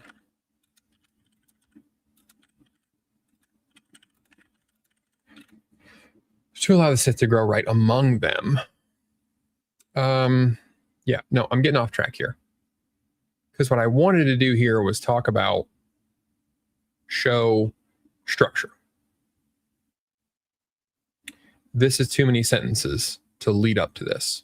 So I need to work on that.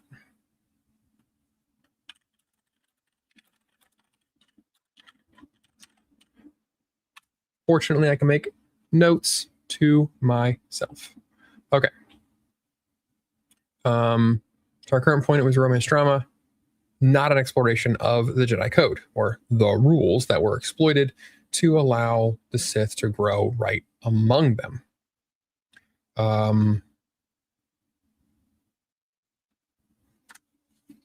Let's see here.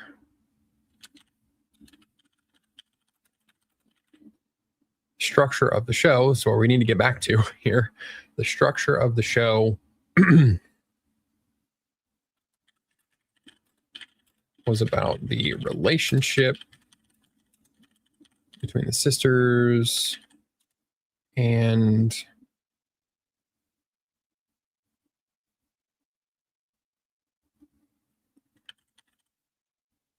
their Jedi mentors.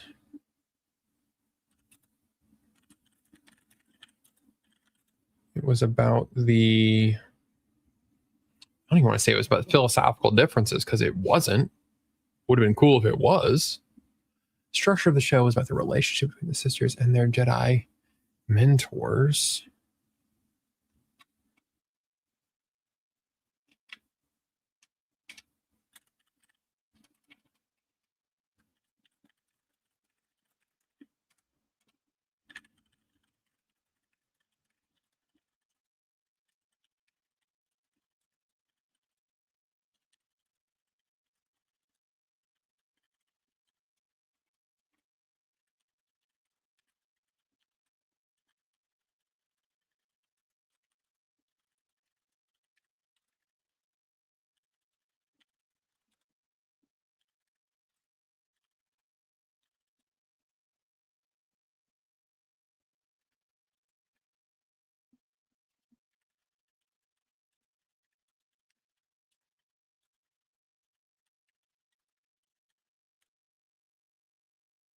Yeah, got to get something in there about Leslie because, God, it was crazy. The structure of the show was about the relationship between the sisters and their Jedi mentors. It was not about a particular goal of any kind. Actually, a little self-plug here. I have several hours covering this topic. The show was really about the showrunner finally winning against her dead father, who she clearly hated. There was no, how do I explain? Oh man, I'm getting off topic here. How do I explain that there was no real plot?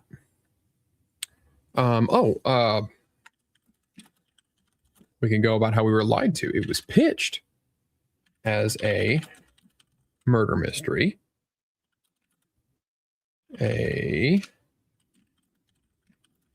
popular format with guys, where clues are uncovered and evidence is used to build a conclusion.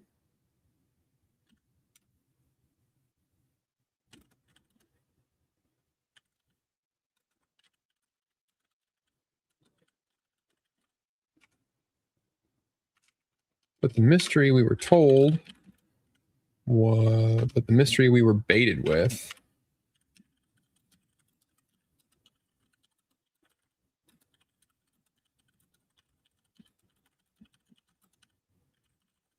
the mystery we were baited with was solved in the first few minutes of the second episode.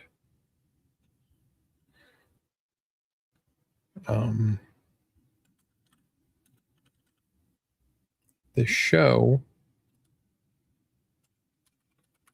I don't like the way this entire paragraph is coming together, but I'm trying to, I'll have to rewrite this. I don't like the way this is sounding, but I need to leave myself a note and move on.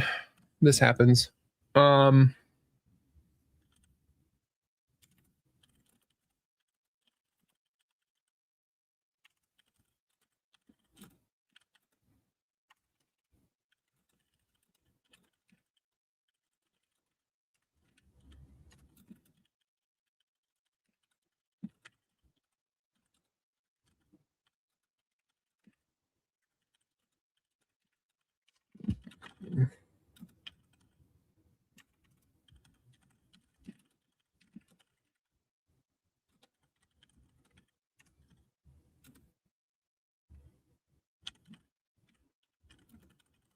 Okay. So yeah, the point is that it didn't have a structure the guys would care about. It was an interpersonal drama. There was no mystery. There was no philosophical anything. There were no, like, I'll rewrite that. I don't like the way it's coming together. However, Mandalorian, we should move on to that.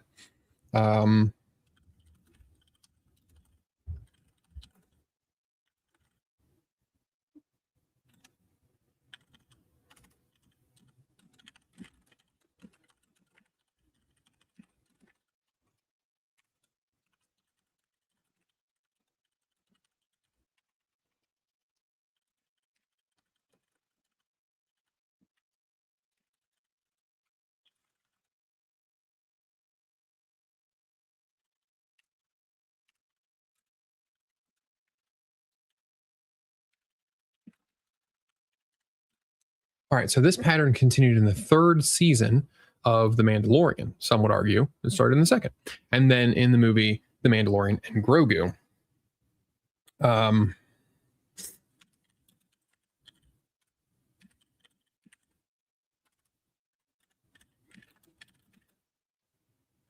Mandalorian began as a wandering Ronin story.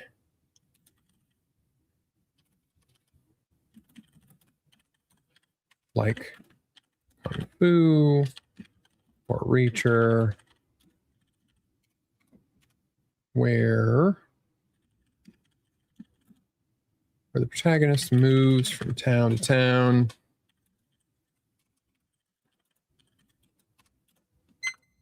Nope. Damn it. Or planet to planet in this case. Getting into smaller mysteries and then moving on at the end of the season.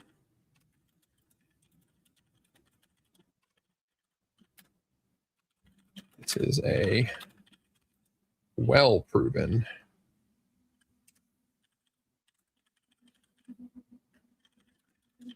And it seemed that Mandalorian was heading that way and should have. Okay.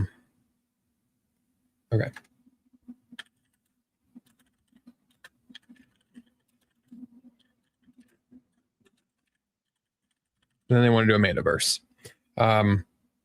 And also wanted to sell toys. Because that Grogu should not have come back in the third season. That was absolutely insulting. And Jack Black and Lizzo shouldn't have been there. It was just, it all just fell apart after I don't know. The first season was so cool. And they could have made 10, 12 seasons of television just on that format. Absolutely no problem at all. Cool Mandalorian, MacGyver style, making stuff up, putting things together, solving mysteries. Would have been incredible. But they refused. Okay. So I feel like today we started strong. I really love this explanation of systemic thinking.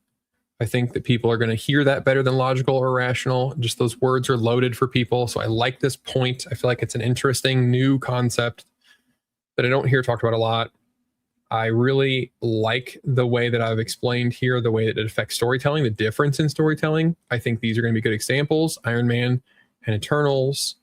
I like the explanation of how the audience is insulted, how the audience cares about the technicalities, the lore, the power scaling, and how those things are not being respected. And so the audience doesn't feel respected. I think those are well structured. This last 20 minutes here, talking about how the shows are not structured in a male way. The Acolyte was not structured in a male way. The Mandalorian began to not be structured in a male way. It used to be, a mystery that was solved over the course of several episodes, whatever, gathering clues. Hold on. What's up, babe? Yeah. Here you go. You're welcome. Okay. Kid problems. I like the idea of this, that the show's like the structure of the show. We're tagging back to earlier talking about how male told stories are different than female told stories and they're received differently. But I don't like the way this has felt this last couple of minutes. I feel like I'm meandering here. I don't think that I'm getting to the point. This is definitely not succinct and might not even be making the point very strongly. So this last couple of paragraphs, I'm going to have to rewrite. Just not super happy with it. And I'll continue that on with The Mandalorian and about how they just want to do the Mandoverse, sell Grogu toys, which also ties into the lack of respect for the audience. That who cares if you like a Wandering Ronin type story? Who cares if you like Jack Reacher? We want to do Mandoverse. We want to make a whole interconnected universe like the MCU has. Disney's addicted to this shit. We want to sell Grogu toys. So who gives a crap that this co-lead of this show can't talk and is babbling, and they're doing really stupid humor where he does a dumb baby and he touches things. He knows what to touch. Oh my. Like that humor got old so quickly, but who cares? Because they want to sell toys. And it's insulting to the audience that it's not what they want to watch and it's not going to be received well. And it's not being received well. So I think I can say that in a better way. So far, I'm not happy with how that's going. And then as far as getting into these last bits here about how like the MCU went super female and how they just, they destroyed all the old male heroes and all that. Maybe I'll get into it. It's not that I'm trying to avoid the culture war stuff. I just think that I think the rest of this is a strong enough argument that it doesn't need to be said. Doesn't have to. I think the rest of this speaks for itself. And then we can get into the next time, the social progress, how Disney really did think everything was going to be super gay and polyamorous and just super multicultural and all of these types of things. And they just push it so hard. And it really, the point is going to have to be focused. It's going to be hard to write that one without sounding like an asshole, but the writing suffered very badly because it disconnected from reality so badly. And I'll have to explain that. But let me talk to you guys for a second. And then I have to go get some kids ready for I teach 6th grade boys on Sunday mornings, and 5th grade boys are coming in. They're going to be there tonight. I'm going to meet their parents. I'm the guy that's going to teach them stuff on Sunday mornings. So, and my daughter has the nerve to be working this evening, my oldest, so she can't drive them to church. It's ridiculous. How dare she get a job? Let me go back a little bit. Hey, Doc Locke is here. Evening. The way Disney managed to screw up Star Wars and other franchises under their belt is ridiculous and should be studied. Yeah, I think it will. In the future, this will be like in business classes one day. Just how on earth you could take Star Wars. I mean, the biggest franchise. It's I can't say it enough times. Like the level that they brought Star Wars down to. I don't think you could destroy it more if you actively had. I don't think it was ever their goal to like, we're going to destroy Star Wars. They just thought it needed to be fixed. They thought they could take it in a new direction. Like, I don't think that it began as this malevolent, like, screw Star Wars. But even if it had been, I don't think they could destroy the brand more thoroughly than they did by trying to just tweak it and fix it. And, let's get a new audience. And like all these little things they want, like it destroyed it more actively than a genuine attempt to destroy something.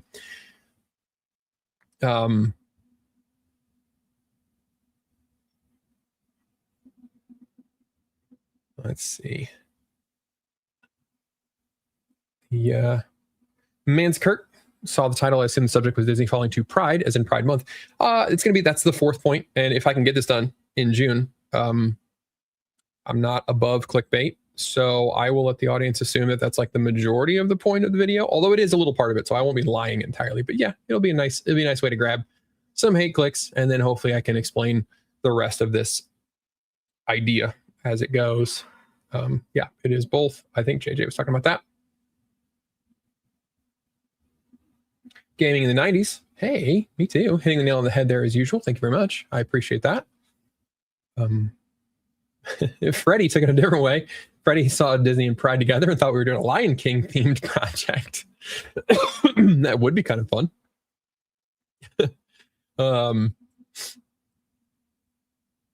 Carson Street Joseph. I'm just going to call him Joseph. Just dropped in to see the script writing is being done, which is actually competent. Well, thank you very much. I appreciate that. Trying to write a competent story. I mean, there's a fair bit of just me griping in here, but also want to make a coherent argument here. And then Joseph continued, it's not about fixing what was done. It's about building from the old lore properly without regard for the new and the easily dismissed facade of Star Wars. Yeah. And that's what they're going to have to do. We were talking about this last stream, Despot and I, we were just kind of talking about how it was right after the Mandalorian Grogu came out and it just bombed. And we were sort of discussing what could they do. And at this point, the trouble is they've rated so much of their stories that I don't think, other than going full, like back to the old Republic, because they won't admit that getting rid of the EU was a mistake. They won't admit that they screwed up the sequel trilogy. Like they would have to eat so much and retcon so much and just openly admit, yeah, the last decade has been garbage. We screwed everything. They would have to just basically say all of that or admit to it by telling stories that tacitly just are an admission that they screwed it up. And I just don't think the company will do that. The PR is bad. They feel like they're betraying the audience they wanted to get, all this kind of stuff. And they won't. I think the only way they can move from here is to go backward in time or really, really far forward in time. They would have to go, they could tell the Bane trilogy, which I haven't bought those yet. They're in my cart. I'm going to get the Bane trilogy. I was almost got them at the bookstore the other day, but they didn't have the first book in the Bane trilogy because that's what I want to read next. But they could tell that. There would be a possibility. They could go back to the Old Republic, which I also think would be, I don't think they will, but it was more of a warlike time, my understanding of the Old Republic. It wasn't the monk-like, high-minded Jedi that we know of from the original trilogy and the sequel trilogy and the prequel trilogy. It was the Jedi and the Sith were like at open war throughout the galaxy. So that could make some really kick-ass movies and stories. But that's what they would have to do, I think. But they won't. They won't build on that. I think that their stubbornness and pride is so bad that they're just going to dig their heels in and continue to try to make sequel trilogy themed things or Mandoverse themed things, not ever admitting that any of it was wrong, that the fans were right, because the fandom menace has to be wrong. There's no way that those unwashed matches could be correct.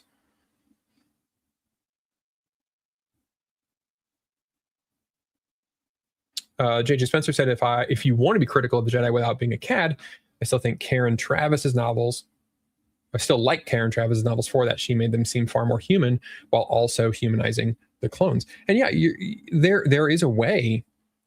There's plenty of criticism that you could level at the Jedi. Like if you want to tell a competent story and make them seem, I mean, that's what George Lucas was trying to do with the prequel trilogy. There were mistakes made there, but the concept that he had of the fall of Anakin and how the rigidity of the Jedi and all that, like they were so easily exploited because they were so rigid. The cracks there's no flexibility, so cracks become huge and no one's allowed to point them out. And he did a great job at that concept. There were other parts I didn't like, but yeah, there's plenty of ways to criticize the Jedi, but the people running the show at Disney, I know Leslie Headland equates them with the Christian church. They equate the Jedi with her father. So they hate them. They have to be the bad guys. They can't just criticize the philosophy. They have to be evil because that's cool and subversive and postmodern. And the audience is so sick of it. Oh, sorry. That's a response there. Heir of the Empire. That's the only trilogy that I've read. That's why I want to go back and read the Bane trilogy, because people say that's a really good one too. And I'm interested in like the Rise of the Sith. I think that's a cool, like, how did they rise up in the shadows and what were they about and how did he create the rule of two? And like, these are neat ideas that I would love to see explored. So I'm interested in reading those.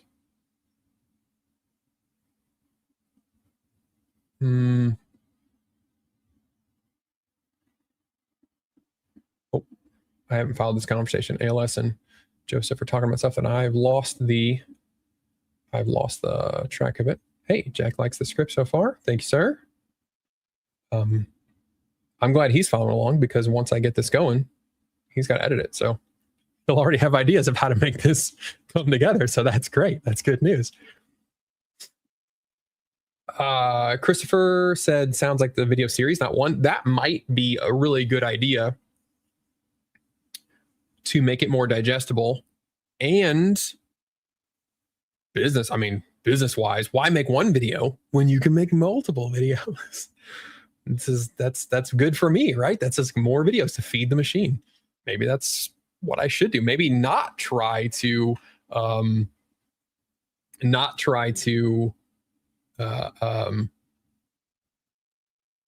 trim these down. Maybe just fully explore each one, make a 5-part series, just release them like one at a time, once a week or something for 5 weeks straight. That might be a really good idea, actually. It's a really good idea. That's what I ended up doing with the Acolyte one. I was going to make like one big video, and then at the end of that video, I was like, well, okay, next time I'll make one more video about Leslie Headland. And then it turned into 3 because she's so crazy. I was unable to trim it down. That's how insane that woman is. Yeah, we'll get some more Youth Pastor Greg in there for sure. Youth Pastor Greg's real. Well, he's not really a youth pastor, just a Sunday school teacher. But it's a fun character. Yeah, Joseph said, have you seen Starfleet Academy? I only watched the first like 2.5 episodes, and it was worse than the Acolyte. That was, oh God. Other people, like I know Disparu, like watched the whole, I couldn't even watch the whole season. I couldn't. There's only so much I can hate watch a thing or hate read a thing or hate play a thing. And after a while, it's so bad, it's not even worth talking about it anymore. I don't know if I mentioned it. I've forgotten what I've said out loud and what I've typed, but I think earlier in the script, maybe I talked about how, like with the Mandalorian movie, what shocked me the most about that is how little traction it got on YouTube. And the Starfleet Academy was another similar type thing where it got a little bump. Like people were like, wow, it can't be that bad, right? And then after about a week, nobody cared anymore. Like this stuff is, the audience malaise is really setting in. People are so over this style of writing. They're so over this stuff that it's not interesting in a morbid curiosity way anymore. They just simply do not care. Nobody went to see Mandalorian. Nobody watched YouTube videos dunking on the Mandalorian. That's how over the property the audience is, and that is it should be a very, very scary thing for Disney.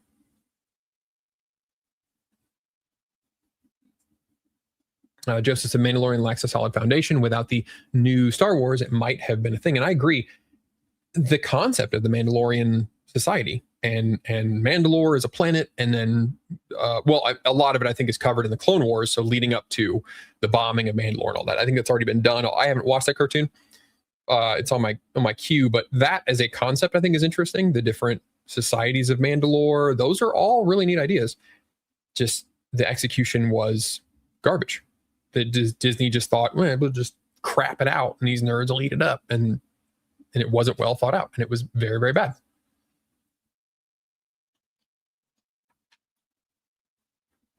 JJ said his wife and he talk a lot about how men have hard power and women have soft power. And most of the times you cannot swap the two without undermining the character, which there are exceptions, which he listed. And that's a very good point.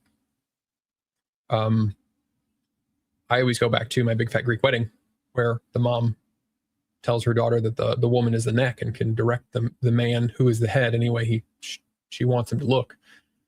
Like that was always the best quote on soft power.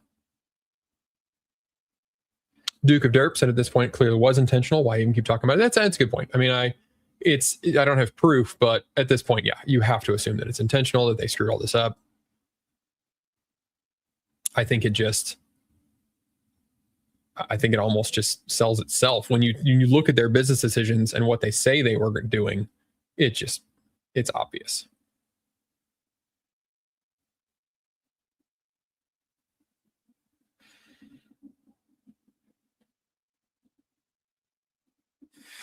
Instead of it's a serious thing, the garden bed, yeah, the garden beds are doing well. I got what do I got out there? I didn't plant the berries. I think we were going to put those in. We're going to put those in planters. We never did. Raspberries and blueberries, but I got a whole lot of tomatoes, and broccoli and peppers, and they're all fruiting. I got some little tiny jalapenos coming in.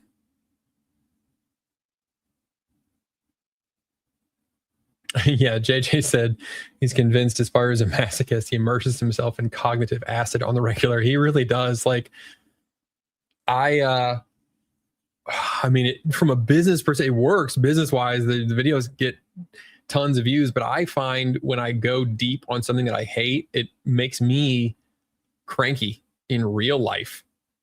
I gotta pull back from it, and I don't know how he's able to. Because yeah, Joseph's right. Like his reviews make it pleasant. He makes fun of them. He's funny. I don't know how he stays in a jovial mood when talking about some of this stuff. It's so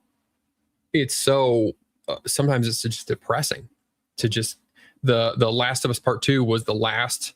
I swore after that I would never play another video game just to hate play it and talk about how shitty it was. Like that's why I didn't play Mixtape to talk about how bad it was.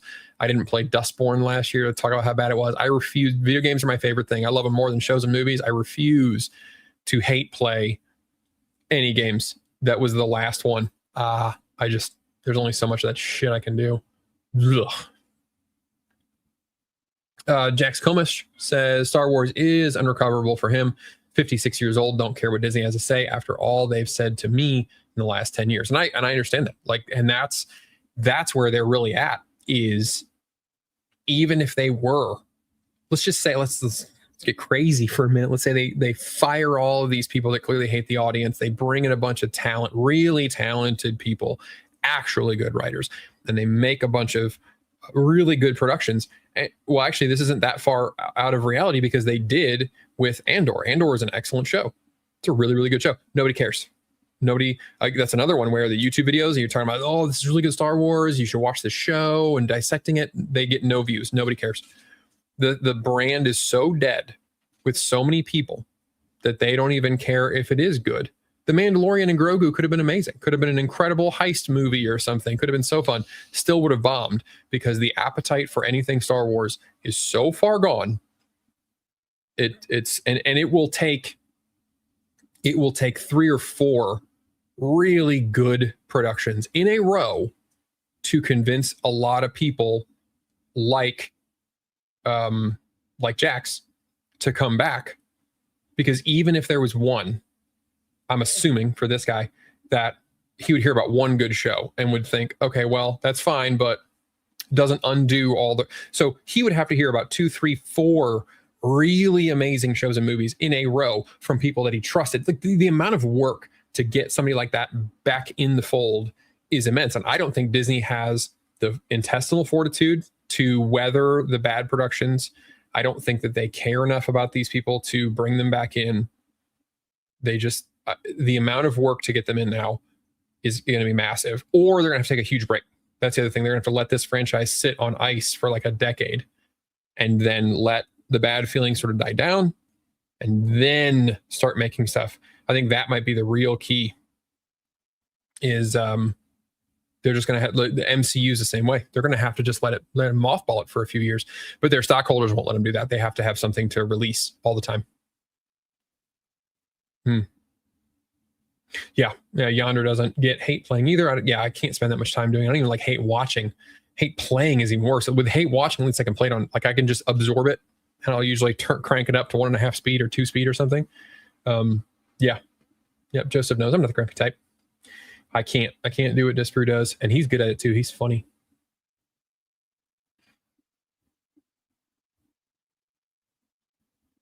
And this is a good point too. And this has been said a lot. JJ Spencer said they also ruined it because it used to be an event. And that's everything. Disney, lately with Disney Plus, that really caused them to do the quantity over quality method. We didn't get a new Star Wars every year, so everything was valued. Yeah, they're just pumping. The sludge is pumping out constantly. And nobody cares anymore. It's not a thing anymore. The MCU was the same way. There were so many things coming out that the audience got tired of keeping up with it. And it just wasn't the event that it used to be. None of your business agrees. Yeah, the poison the Star Wars brand destroyed so much. There's just no trust. Yeah, it's very, very bad. All right, well, I'm a few minutes past when I said I was gonna, so I gotta go get these kids ready and get out of here. I appreciate you guys hanging with me while I write. It's good for me, keeps me accountable. So I know that I actually have to write for a few hours, and the Pomodoro thing was good. And I really like your suggestions and hearing what you guys are watching and what you think about the scripts and everything. So hopefully we do this more regularly, but thank you guys for hanging out. And for now, y'all have a happy Sunday, and I will see you next time.